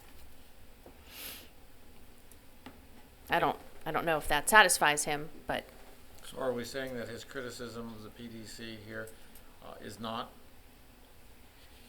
correct? I can't speak to Mr. Hall's criticisms of the PDC. I can only speak to his questions where he asks about the floodplain variances. Those are his opinions on what he thinks about what y'all know or don't know. I can't speak to that. Well, can we invite him here to Well, talk? during open to the public, I'm sure he'll get up and speak. We haven't even opened it to the public yet. But he worries about a 5-minute limitation. I mean, I'd be certainly happy to give him whatever amount of time he needs to explain himself. Would that be permissible? Asking our The county attorney? chairman runs the meeting. I would say it's up to the chair, and in the past, when we've had discussions when I was the chair and there were experts in attendance as part of the public, I was always open to hearing the experts because they're the experts. All right. And I want to listen to anybody that's going to help me make an informed decision. All right, thank you. Any other comments or questions from the board at this time? Okay. I would say the only other thing is I'm still against the whole coastal VA velocity zone with the setbacks being removed in that particular zone. I just think it makes a lot of sense. So we can continue to talk about it. I'm just bringing it out in the open. Well, is this saying that, these rules do not apply to the velocity zone and the A zone because they have other things that they have to comply with? Or does this mean that there is no? The only setback requirements are in the LDC. Period. Period. So the floodplain requirements don't discuss setbacks. Well, in that first statement, what does that Right, mean? that's about stormwater. I think Currently, that's, yeah. I think, well, That may be a little confusing. This was only for the stormwater section. And so the rule for stormwater will not apply to V zone, A zones if they are not waterfront. It has to be a waterfront zone or waterfront. There was some concern over, as we do these all structures, will that put more work on the engineering department? And it really won't, because the change is now I'm not doing it for areas that I really don't need to do it in. So if you remember, I mentioned if you have you can have an A zone or a V zone, and that water never even gets to a water body. So I'm having people hire an engineer, do a stormwater plan, when that water will never enter a water body. They're not even close to water, but they're in an A zone. So we're not accomplishing anything. So that's why I asked when we revise the rules that we remove the requirement of just being in a V zone, A zone, or floodway. Only waterfront. So if the lot's on the waterfront, you'll have to get an engineer. So all the other rules out there still apply to V zones, A zones, and everything. Only you will not have to have an engineer just because you're in a V zone, A zone, or floodway. Only waterfront lots would have to have an engineer design a stormwater system.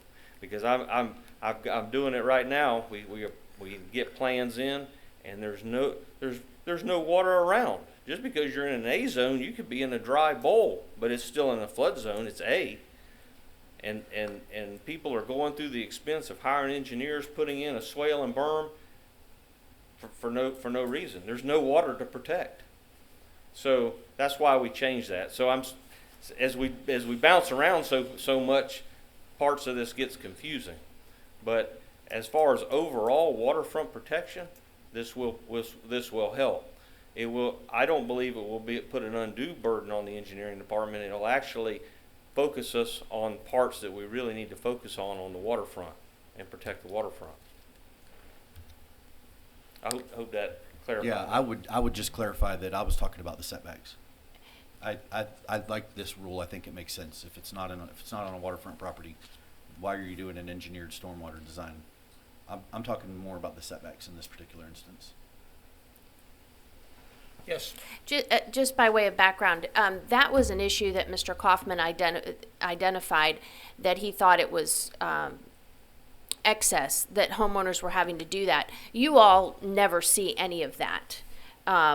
So it is very confusing, and that's why maybe you guys aren't, it seems confusing to you guys because you're thinking of what you do, but that's something you guys never saw, the non-waterfront, because they never asked for variances or things like that, so you never saw those. But that was just something that Mr. Kaufman identified that he wanted to fix as we were doing these other fixes. It does seem kind of confusing up there, but you guys never saw those.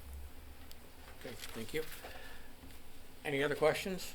Okay, with that, we'll open up the public portion of the meeting now. If any is present who would like to speak in favor of the application, please come forward. As a reminder, individuals have 3 minutes to speak, and an organization have 5 minutes. When speaking on the application, please address the board. If you have any documentation that you want to be entered into the record, please provide a copy to the recording secretary. You're fine, you can come on up.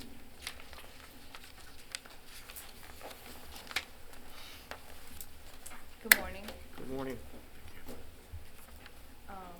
My name is Nellie Londeray, and I'm here with my husband, Brad Londeray. We have 3 boys, a grandson, and we have been coming to Crystal River to vacation for years and years and years. We enjoy Crystal River very much. We loved it so much that I convinced my husband to stop looking in Sebastian and buy in Crystal River for our retirement home. So now we own a 50 by 100 lot on a canal, deep canal, for our boat that we want to build our home on. The subdivision was platted over 50 years ago. The subdivision 50 years ago was a mobile homes and modular home on existing grade, and 20%, I'd say, of the subdivision is now transitioned into homes on stilts, traditionally built piles per Fema codes, and we want to build the same. This code with the 50-foot waterfront setback really has affected our vision. The existing homes in this neighborhood have as little as 17-foot setbacks right now. The most we've seen is 20 foot, and we've talked to all of our neighbors. Neighbors are amazing, and they said they were grandfathered into, having such a setback. Our home design required we made it a 35-foot setback, knowing that our neighbors 2 lots from us had a 35-foot setback approved not so long ago, so we thought we fell within those setbacks. And upon coming to the building department and meeting everyone there, they said, oh no, you have a 50-foot setback. So we have applied for a variance. The home is 3 bedrooms, 2 baths. Yes. It's a very modest home. We have a stormwater drainage plan already in the site plan and a landscape plan. And our father is a landscape architect, and he has helped us to identify plants and rock and French drain systems to make sure that any runoff from our home goes to the soil or any other storm management water plan that our engineer will identify that is needed. We want to protect the water as much as everyone else in this room wants to. Crystal River is a beautiful part of Florida, and we want to love it as much as we do too. Thank you. One comment. Yes. Our home is one of the only homes that fall in the CAZ in this neighborhood. It's the only available lot in the CAZ. We were under the assumption it was AE when we purchased the lot, which was a 35 setback. We purchased plans to accommodate that 35-foot setback. Upon submitting initially to zoning, we found out we're in the 50-foot setback. If you apply the 25-foot setback from the front, 50-foot setback from the rear, we're left with a building envelope of about 30 feet, which is really impossible to meet for a home that we're trying to build. All right. Thank you. Anyone else wishing to speak in favor?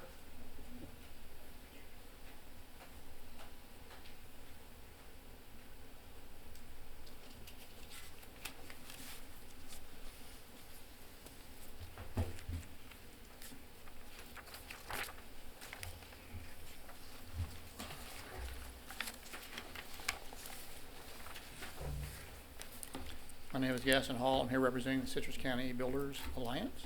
I've got a letter of authorization. I'll talk about the issues that I sent to staff. First one being the licensure. DBPR license most professionals in the state of Florida. It gives them a scope of work that they can perform under that license. I'm not aware of any jurisdiction that has tried to supersede DBPR in what they license. It says that a registered landscape architect can determine drainage and can do storm drainage. That's in their definition in state statute. Allows them to do that. If one comes here, submits a set of plans and is denied that, his recourse would be to go to the state of Florida, file a complaint saying that either Carl Jones denied it or somebody denied it. And if that person is professionally licensed in the state of Florida, you now can file a complaint not only against Citrus County, but against the person that denied it if they have a professional license. So just be aware of that. That's just a hazard waiting to happen. That's a lawsuit waiting to happen. Worse than that, if they start filing complaints against Citrus County and the licensed staff of Citrus County, then that's going to be more work for the county attorney. Floodplain management. Let's talk about floodplain management for a while. Floodplain management became part of the building code along with FEMA codes, building codes, life safety codes, fire codes. Y'all adopted it in Chapter 18. It is set up in a way that when those documents change at a state or federal level, they automatically change at the county level. We don't have to go through a readoption process. They automatically change. Building code is every 3 years. Other codes have different frequencies of change. When they change and the land development code doesn't change, if there's offsetting verbiage in there, then you have a conflict. So we put in the land development code when we wrote it that if there's a conflict between Florida building codes, land development code, Florida building codes always supersedes land development codes. The problem being is that those codes, if there's an issue, go in front of the CRAB board. If there's verbiage in the LDC that becomes an issue, it comes before y'all. But according to state statute, it only should go to the CRAB board and never goes to y'all for those things. That is the first issue. So that is why I talked about knowledge. Right now, you've talked about the V zones, the A zones, the coastal A. I don't even know if you know what a coastal A is, but there's other things. We have set a line now in Citrus County that never been there before that says this is our coastline. That was done very recently when we got the LiDAR images. Also, you come 1 mile in from that line, and that's your storm debris line. Never had one of those before either. It was always a guesswork. So they always use the V zone as the coastal debris line. They don't line up. So now when you get to the coastal A zones means not only am I going to talk about the floodplain, I'm going to talk about 24 to 36 inches of wave action on top of that floodplain. So now you're looking at a totally different scenario than just saying a V zone and an A zone, here's the base flood, you got to meet that. No, not true. If you're in a coastal A and you start building the wave action, now you're talking about a different animal. I'm sure that's what they're just talking about here recently. So now your verbiage inside your LDC is way out of tune with what's currently adopted and being enforced through the building department because they do the floodplain management, FEMA, and the building codes. So that's where the construct is. Y'all are viewing it in one aspect, but in reality it's totally different. Y'all are not brought up to speed when those changes are made. I mean, it's not your purview. We that sit on the CRAB board are licensed individuals that have done the work. We understand the rules, regulations. We update ourselves because it's required as part of our licensure to do the same thing as everybody else. You go and you take classes, you update yourself on what the current codes are.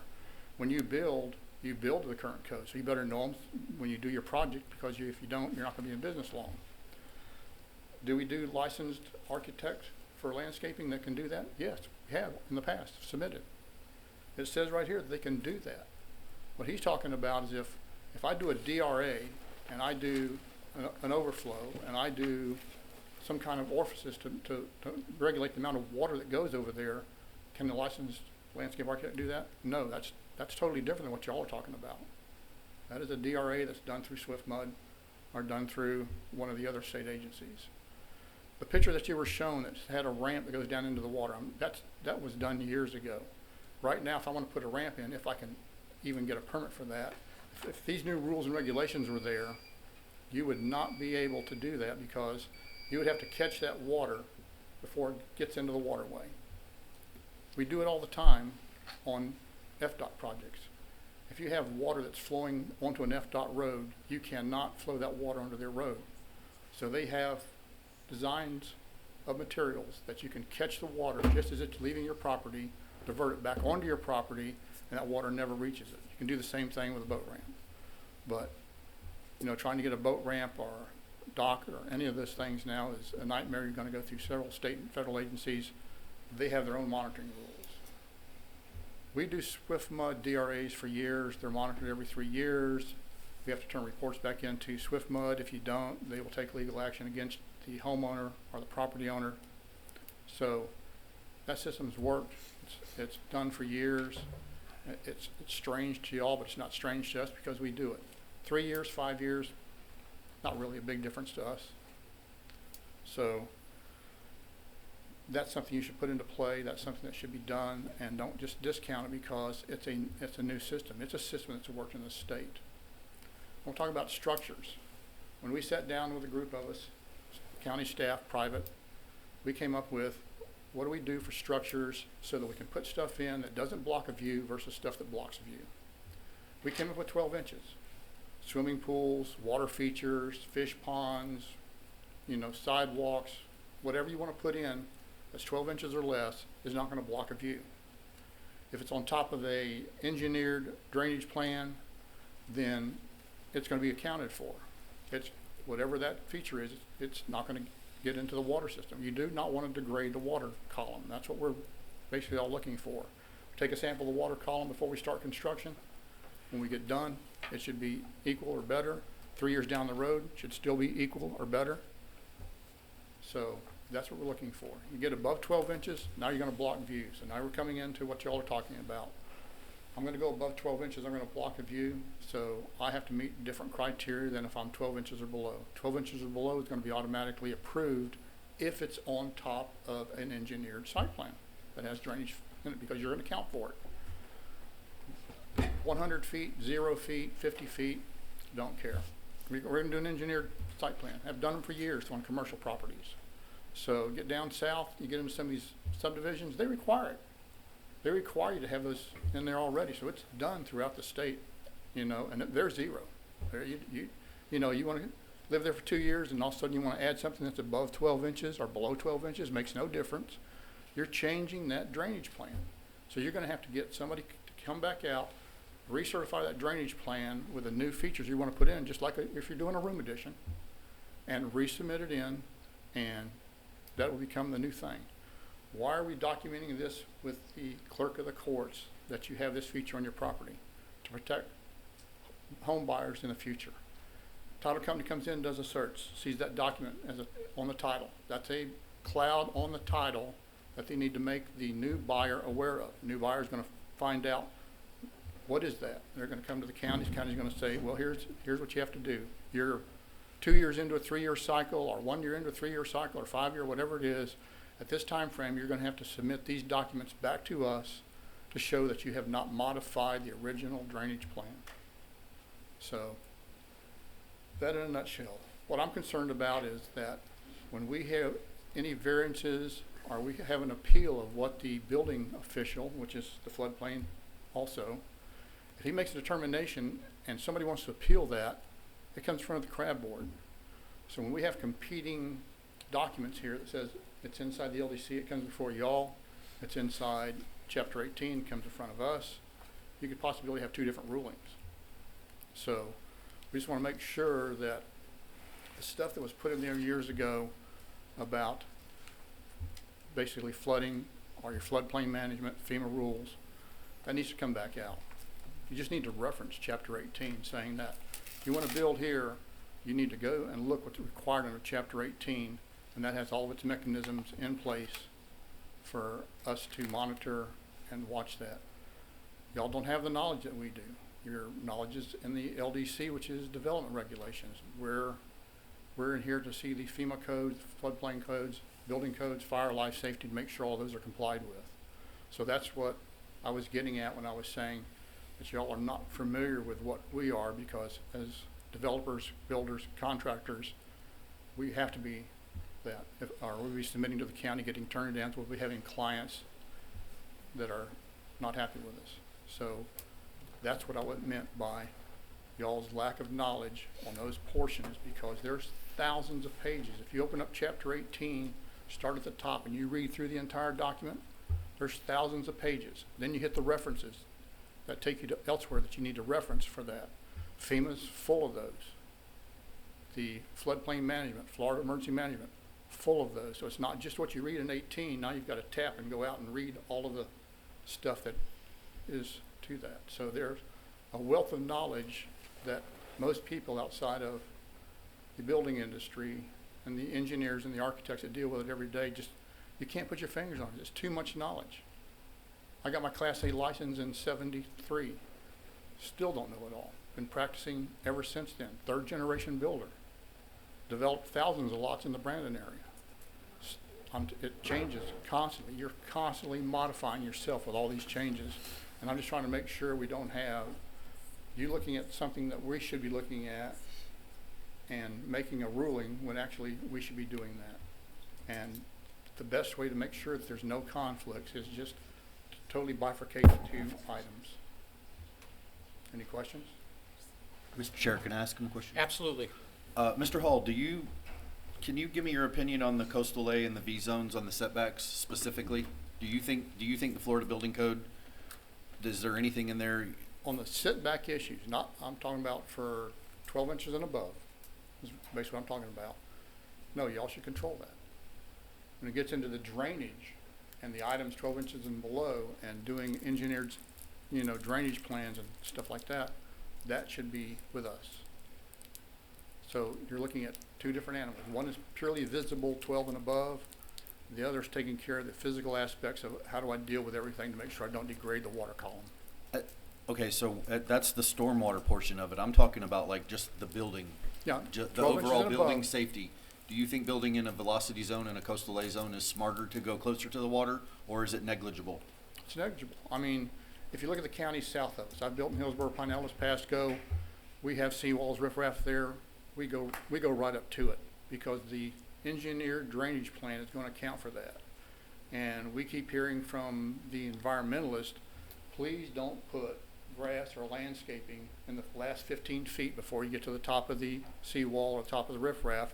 We don't want all that debris and all that fertilizer and all the spray you're going to put on that stuff to treat it in the water column. And that's where it's going to end up. So therefore, they like something be accounted for. It could be solid concrete because it's going to be accounted for under that engineered drainage plan. So really, the visual aspect of getting above 12 inches of how far you sit back and if you're viewing this way or whatever that is, that's immaterial to what we have in Chapter 18. It's just now, you say you have to be back X number of feet. Now we go do the work of doing the site plans and getting all the approvals. And of course now, if you don't have that, you're talking about Corps of Engineers, you're talking about, DEP, all those other individuals that now we have to go to do that stuff. If there's a seawall there and I want to raise it, or if I'm in a lot that's missing and I've got seawall on both lots next to me, I've got to not only apply to y'all, but I've got a lot of other agencies to apply to get all the approvals to actually put that up. And of course, the state of Florida has already put money to and it's allocated about sea level rise. So there's going to be state requirements when that group gets it done and makes its recommendations to the House and the Senate. They'll write rules, and it'll go to the Florida Building Commission. They'll write their rules. Florida Emergency Management will write their rules, and then that's going to play what's going to happen with sea level rise. So that's above my head because that's a lot of brand new information that they really don't have out right now that you can study. I took oceanography in college, and still a lot of information. Any other questions? Anybody else? Thank you. Thank you. Anybody else wishing to speak in favor?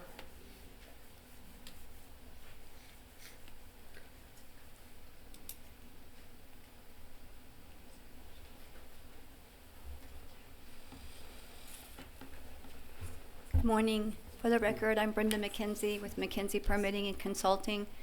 My address is 7232 East Gospel Island Road in Inverness, and I've done a lot of waterfront variances, and I'm in favor of these changes. I do have a question about, I think it was 6410, number 2. Can we go back to that one? Just for clarification, I know there's been a lot of talk and discussion. I think this is the part where I believe Joanna had initiated, where you took the closest 6 homes and did an average, and in any event you couldn't go closer than 15 feet. So if some guy was 7 or 10 or whatever, I think it was number 2. Okay, you're talking about setbacks and not stormwater. Yeah, I'm sorry, setbacks. So keep rolling back. 23. There you go. Proposed structures And lots. the next one. That one. Right. So this would help a lot and probably delete the need for variances. Some of them, I have around 8 people right now that I've told them I wanted to please wait until we've made these discussions, since this was close to making a decision between you guys and the BOCC. But on these closest 6 homes, and in any event couldn't be closer than 15 feet, and I'm definitely in favor of stormwater management being required, and I work with local engineering a lot on that.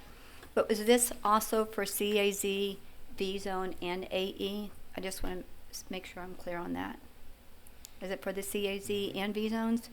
As it's currently proposed, yes. Okay, great. Mr. Bramlett has been talking about that. All right, I was just, there's been a lot of discussion, I was making sure of those 2, so I can tell my customers. Thank you, but I'm definitely in favor of it. Thank you. Attorney Stillwell. Good morning. Again, Clark Stillwell, 320 South Highway 41. I have, like Brenda, 8 or 10 people that are awaiting anxiously your final work product, and they've been waiting a long time.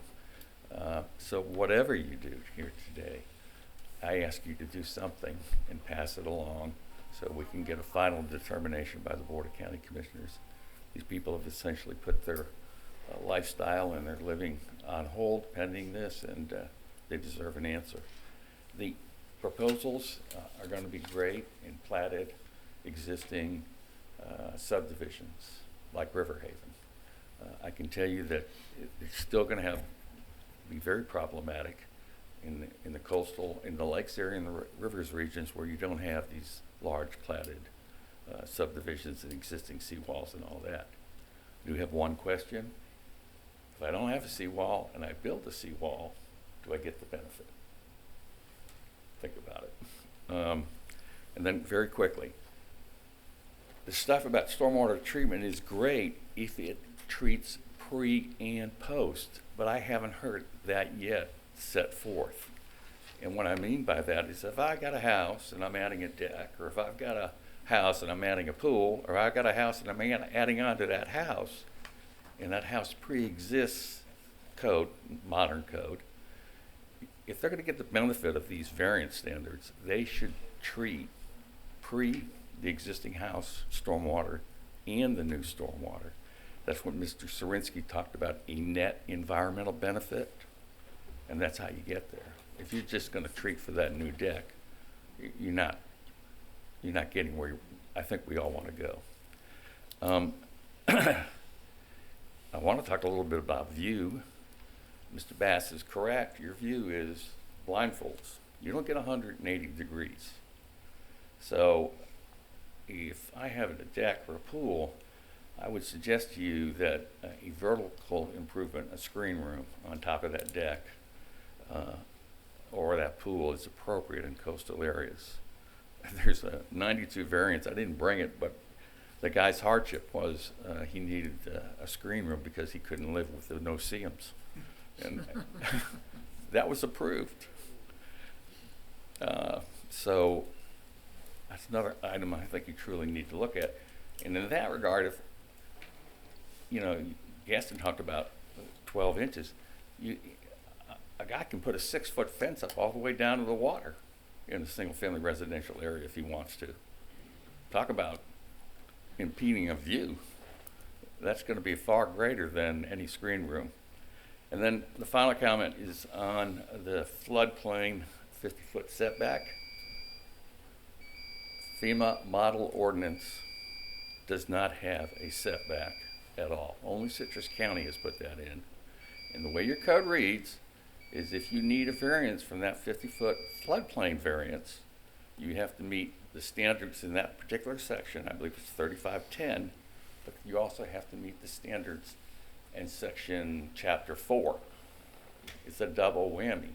Whereas if that was under control of the builders in chapter 18, the Florida Building Code, even if that setback exists, you only meet the FEMA variance standards, which are totally different than the chapter 4 variance standards. By way of example, chapter 4 says if you got a reasonable use of your property, you're really not entitled to a variance, and you've heard that many times before. The FEMA model ordinance doesn't have that standard. What it pertains to is this structure safe? And if it's safe, then it's appropriate in what I mean, like the way it's built, etc. Those are my comments, questions. Thank you. Look forward to your decision. Sure. We're going to take about a 5-minute break. I'll return 5 after 11. You're welcome.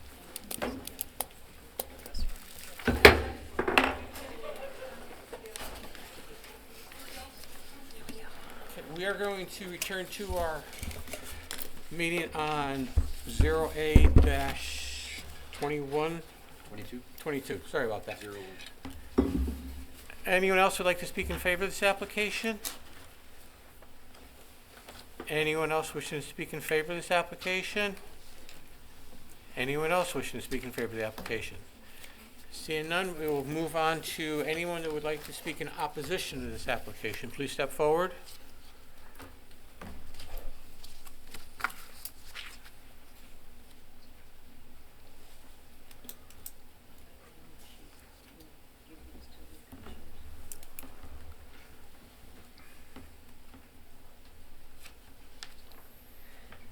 Good morning.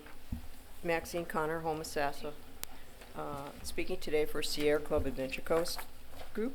I appreciate the improvements that were made after the PDC meeting on March 17, but I have some concerns about the 3501 surface water protection standards. Item C2 regarding the 100-foot buffer of native vegetation around the springs, and regarding item C3 altering that buffer. I would ask that those items be retained under that heading without any changes. They could be labeled A and B. According to the Florida DEP's Waterfront Property Owner's Guide that was published in December of 2001, under best management practices, they suggest establishing a vegetated buffer between your property and the water as a final filter for runoff to help reduce pollutants in surface and groundwaters flowing into the water body. Keeping item C2 would retain the 100-foot vegetative buffer for springs, or would have an engineered designed stormwater system when a lot of record is unable to accommodate the setback. That would help protect the springs. We have more springs around here than anywhere else in the world, including 3 outstanding Florida springs in Citrus County. They are all impaired due to excess nutrient pollution, primarily nitrogen, that fuels toxic algae blooms. Keeping item C3 would further add springs protection because it would prevent the vegetative buffer and topography from being altered. The springs need more protection, not less. They are windows to our drinking water in the aquifer. So I copied the 2 items here and give them to you as they were in the Land Development Code before it was altered, or proposed to be altered. Another concern I have is that reducing waterfront setbacks now that we have sea level rise seems like we're going in the wrong direction. We all know Florida is a low-lying peninsula with thousands of miles of coastline and other waterfront property, lakes and such, rivers, and it's on the forefront of experiencing sea level rise, which also influences the water coming in, with the tides. So we have sunny day flooding, more so on the East Coast, and more frequent and more intense storms in Florida as a whole. So the state is spending millions on resilience. Development decisions have stripped much of the shorelines of native vegetation, including mangroves that protect the shore from storms and flooding and wave action.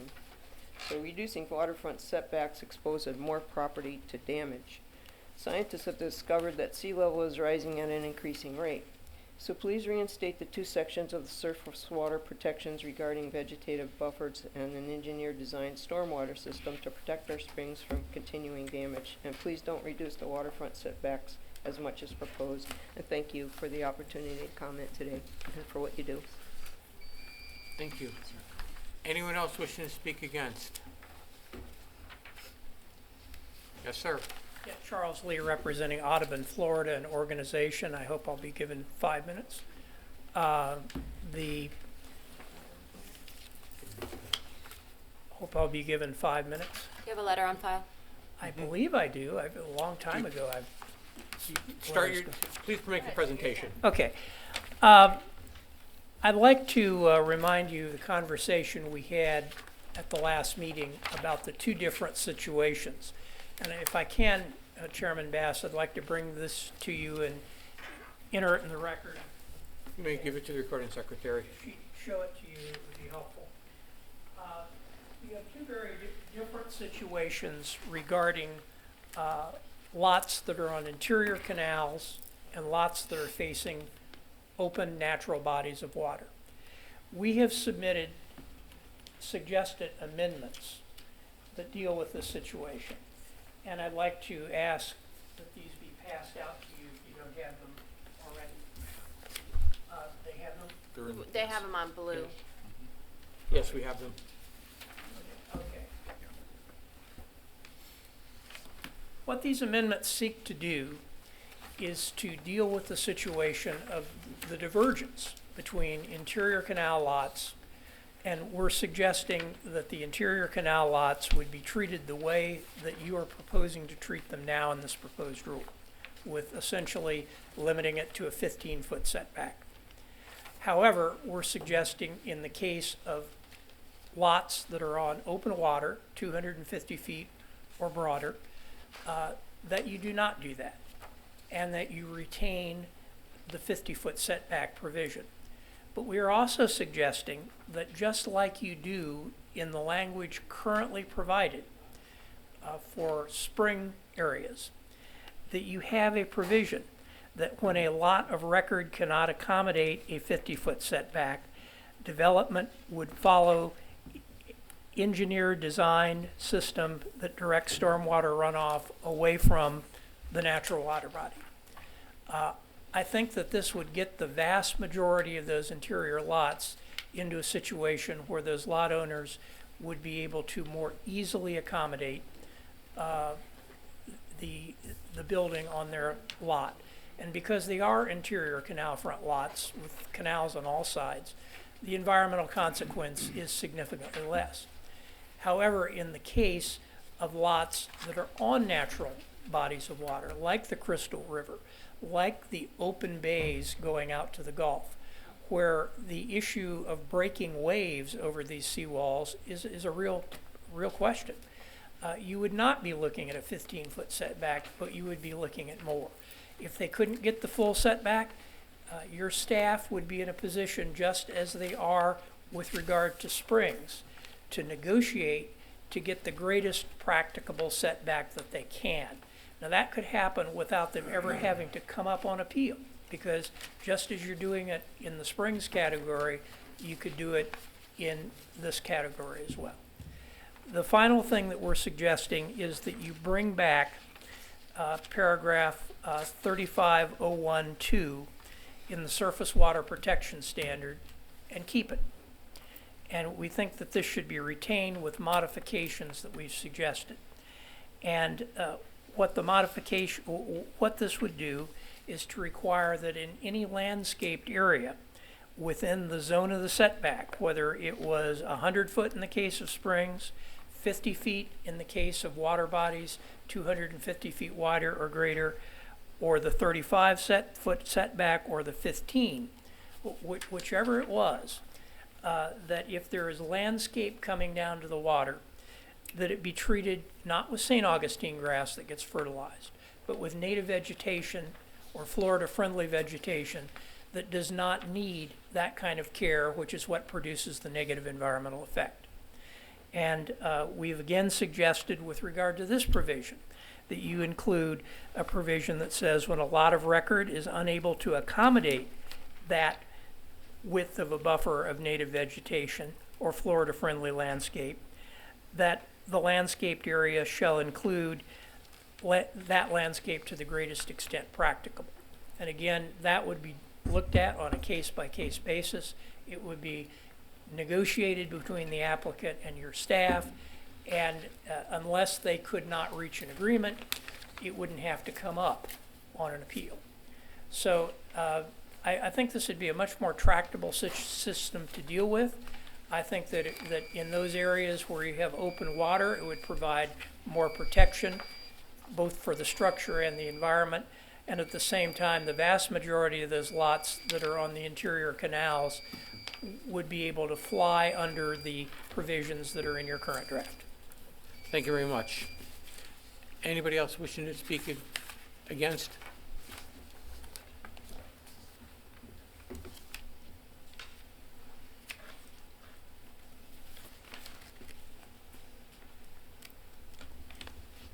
I'd like to file the notice of authority to speak on behalf of Nature Coast Conservation for the record. Good morning. My name is Devon Carollo, and I speak to you today on behalf of Nature Coast Conservation, a local nonprofit organization dedicated to protecting the land, air, water, and wildlife of the Nature Coast. We all know there's a climate crisis, and all reasonable parties recognize and acknowledge that it will take focus and action if we're to prepare ourselves and others for its impact. Florida's coast and those living on or near the water will be increasingly vulnerable to the gradual but certain sea level rise, stronger and more frequent hurricanes, increased storm surge and flooding, and the associated economic, community-wide, and personal impacts of recovery. Extreme weather events are no longer the exception. We know that they are growing worse each year. FEMA refers to homes within areas of special flood zones as hazardous because of the wave action from storms. Any sailor who's been at sea knows how dangerous that can be, but it's coming to our shores. The current 50-foot setback by FEMA in the FEMA map, velocity zones and coastal A zones, is a requirement that others have lived with for years and is not an unreasonable approach. The regulations even require that a flood hazard warning saying that these properties may be subject to flooding be included in all property transactions for these zones. And to address the earlier concerns of stormwater pollution into local waters, this new amendment will require a site drainage plan. Utilizing best management practices can accomplish minimizing the impacts of stormwater runoff to adjacent properties and away from the primary structure. But unless it is contained by an impermeable layer or a catchment basin, the stormwater will still eventually reach nearshore waters and contribute to the already growing pollution problems we have for our fragile springs and riverways and waters.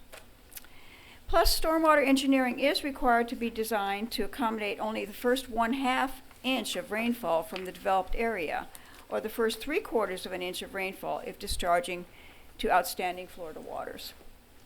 Flooding and stormwater runoff will still be a predictable concern during extreme weather events. To even consider allowing new construction closer to the shorelines in Citrus County is counterintuitive. Smart planning can reduce the impacts of climate change. This is not hypothetical. You can weaken the current setbacks to allow more development closer to the water and watch as those properties become the most vulnerable to damage. Or you can take reasonable precautions to require setbacks that reduce those impacts and lead to more protection for waterfront properties. That is your choice today. Now is not the time to ignore the pending impacts of sea level rise and climate change. Many experts more qualified than I have noted that the most reasonable approach would be to encourage new development further inland. Thank you for the opportunity to speak with you today. Thank you. Anyone else wishing to speak in opposition? Anyone else wishing to speak in opposition? Anyone else wishing to speak in opposition? Seeing no one? Mr. Oliver, any comments you would like to make? Yes, just one. Mr. Hall and I had a brief conversation in the hallway, and we went through what design professional was called under Florida law, and we believe that we can accept both either an engineer and or a architect. The difference that I talked about with him was the fact that if you design a house, an architect's probably fully qualified to do the structural part of that. However, if you're doing an 80-story building, an architect's clearly not qualified to do that, so they have to practice within their respective disciplines. So we would be willing to offer that as a compromise to do that, and I think he's fully on board with that. Just one question to clarify. Are you saying a landscape architect or an architect? To us, from a state perspective, they're the same. Okay. All right, thank you. Any other questions or comments from Commission? Okay. I have a question, Mr. Chairman, for Yes, sir. for council. We're acting in an advisory capacity today. Is that correct? On ordinance, yes, you're recommending So approval. we're recommending to the county commission that this is our best guess at what this should look like. You're recommending that they approve or not approve the ordinance, yes. Right. So it's up to them. They can make changes when it gets to their desks. Correct? Yes. And I do have a question regarding one of Mr. Hall's comments about variances. As this proposal stands, will variances come before this board or go to somewhere else? It depends what kind of variance you're talking about. If it's a variance to the floodplain regulations, that would not come here. If it's a variance to setbacks or any other provision of the land development code that where a variance is appropriate, it would still come here. Okay, thank you. Mr. Chairman, I'm prepared to see this go to the county commission. Okay. Any other thoughts, comments? Mr. Chair, Yes. I also am prepared to move this ordinance forward. The last speaker, she spoke about development on the waterways. I don't see this as far as increasing our development on the waterways. This is mainly being put forward because there's a lot of lots left that don't, this isn't about large development projects, I guess is what I'm saying. This is about homeowners who have circumstances whereby our current code is preventing them from having reasonable use of their property that we all commonly enjoy, like the ability to put in a pool, a deck, some of those other things that have kind of frustrated this board as we've heard so many variance requests and have not been able to grant them.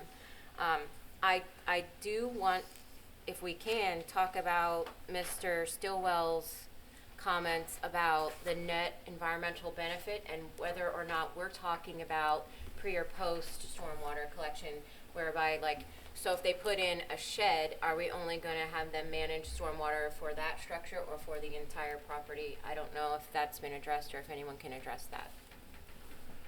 Thank you for your comments. I believe that we should include a pre and post stormwater treatment for the site so that we do ensure we get the maximum protection for the environment. Also, just one more thing. I'm going to change the language, removing that 100 square foot, make sure that that is something that comes out. We all kind of had a consensus on. And I don't know if I'm in the minority here, but what Randy just said, allowing both engineers and architects to perform their duties and their disciplines as determined by the state of Florida, I'm fine with that too. Okay. Any other comments or questions? I believe there's a typo. I just want to make sure.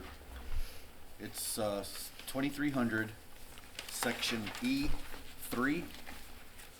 When a lot of record cannot accommodate a 100-foot setback, development shall follow and, should that be an? I think that D needs to be struck. What packet page are you on, please? I'm on the strike-through draft, page 4. No, you're correct. It should be and not and. Okay. Thank you. Just making sure I wasn't. It doesn't change the meaning, but it's not Yeah, the right word. correct. Thank you. Any other comments?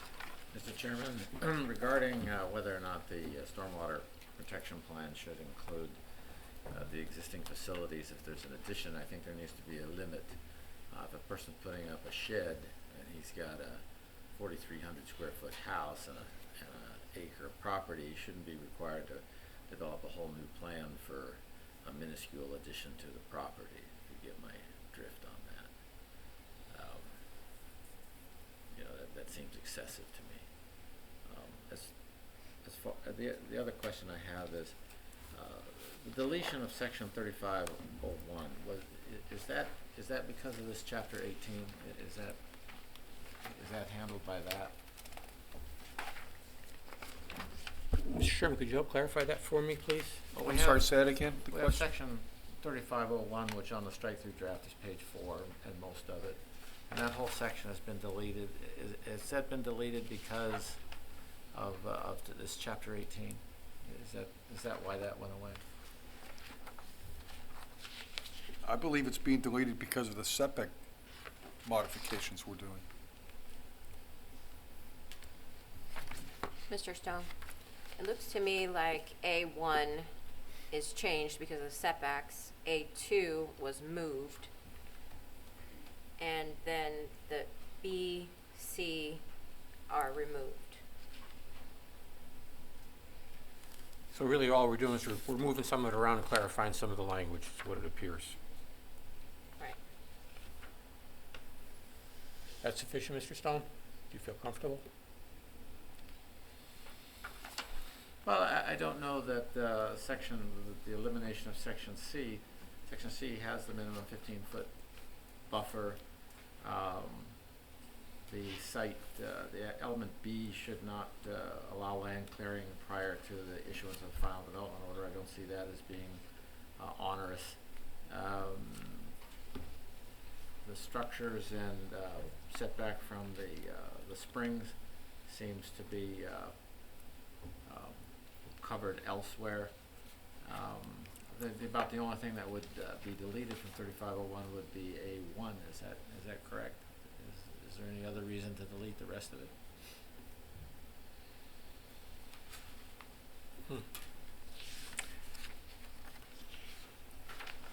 Could I get a little help from our... Yeah, A2, she's correct, Commissioner Worthington. A2 was actually moved to the section right before that. Site clearing and land clearing is already in our code, and the minimum 15-foot buffer, is in our comprehensive plan. So it's a repeat here, really just trying to make things simpler, that there's a lot of overkill and duplication in our code. Setbacks were in another section. So staff feels comfortable that we've properly taken care of the items that were in section 3501 and other places of our LDC or in the revised code that we have? That's my understanding, Mr. Chairman. Yes, I'm fine with that. Okay. The other question I have is to elaborate or discuss Mr. Lee's comments about setbacks being dependent upon the size of the adjacent body of water. I think that is worth a little bit of discussion with us. Do we think that it's worthwhile if it's a larger body of water that we should retain a 50-foot setback, or if it's a smaller body of water, then we can go to the 15 or 35? I mean, if you have a piece of property that's on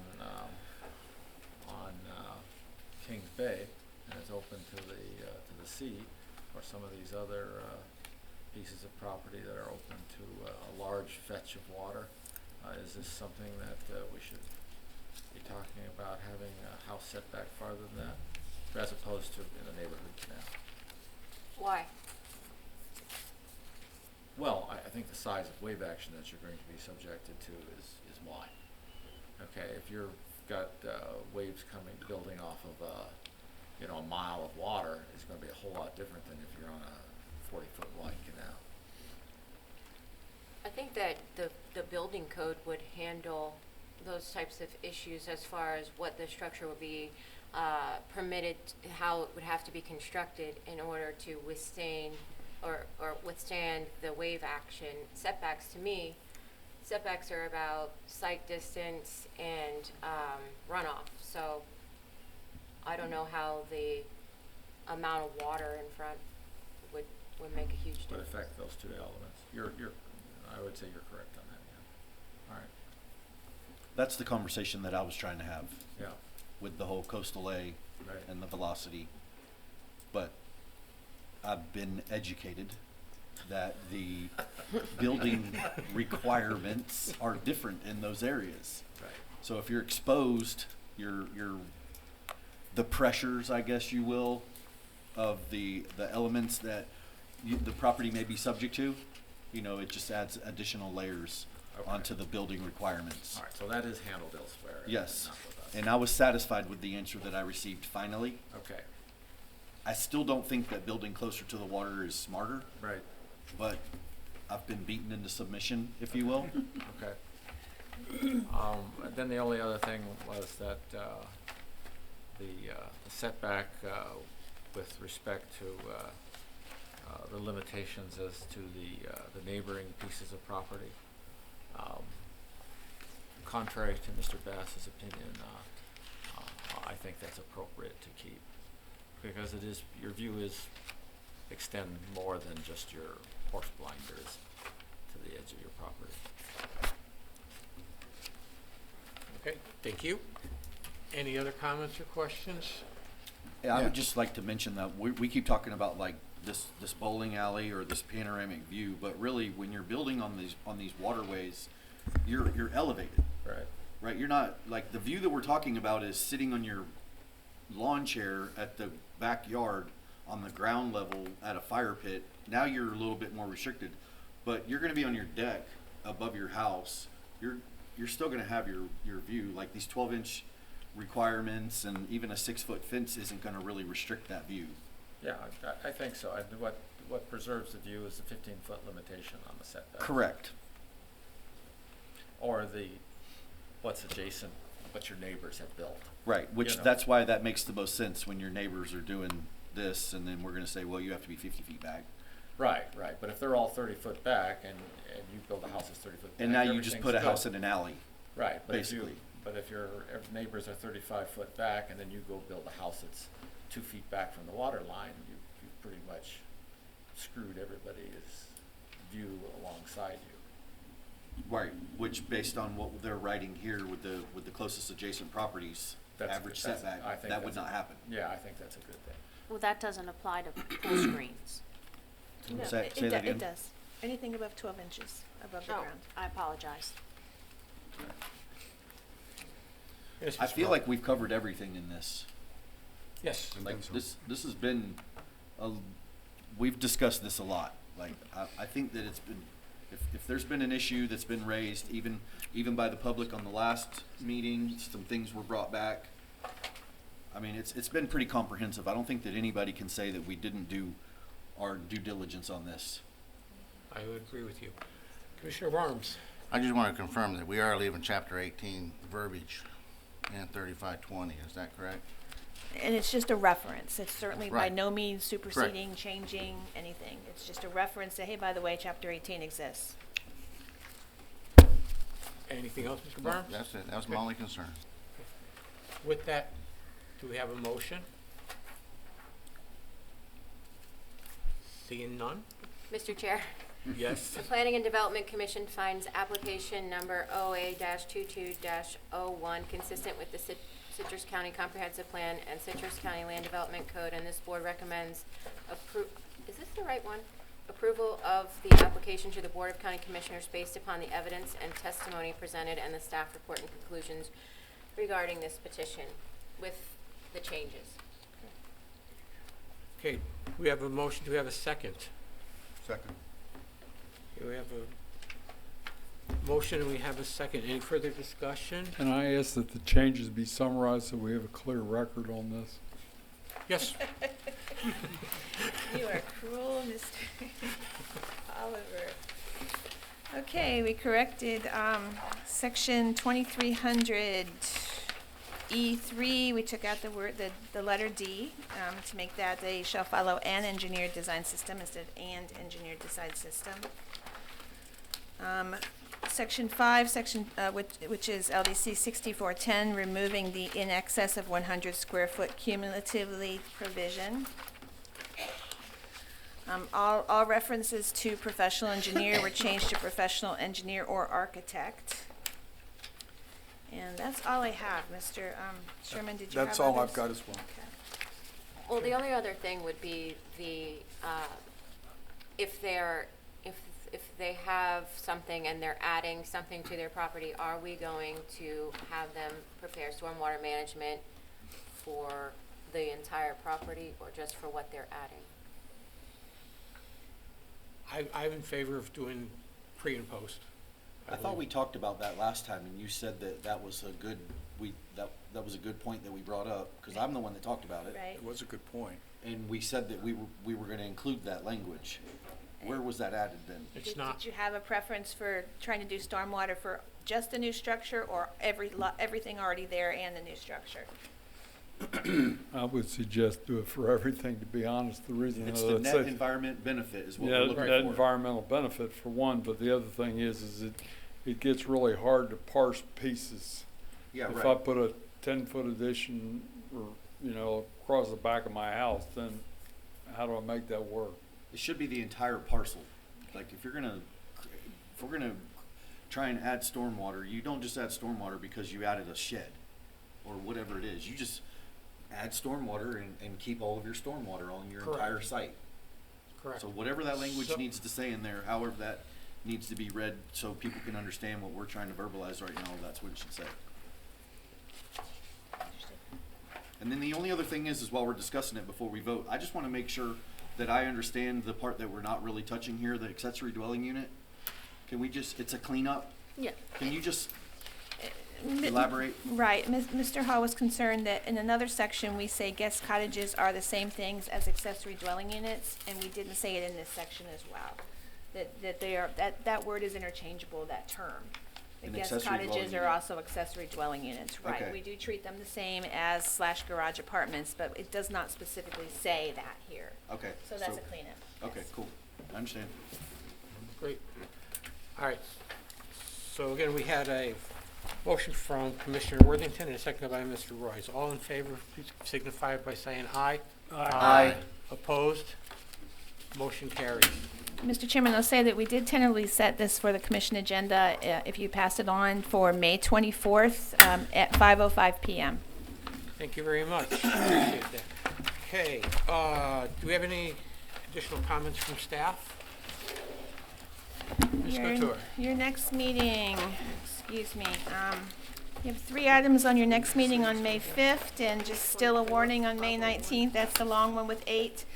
June looks like 5 or 6 on applications on each agenda, so we are very, very busy, and we're going to keep you busy on these long agendas. Very good. Thank you very much. Meeting adjourned.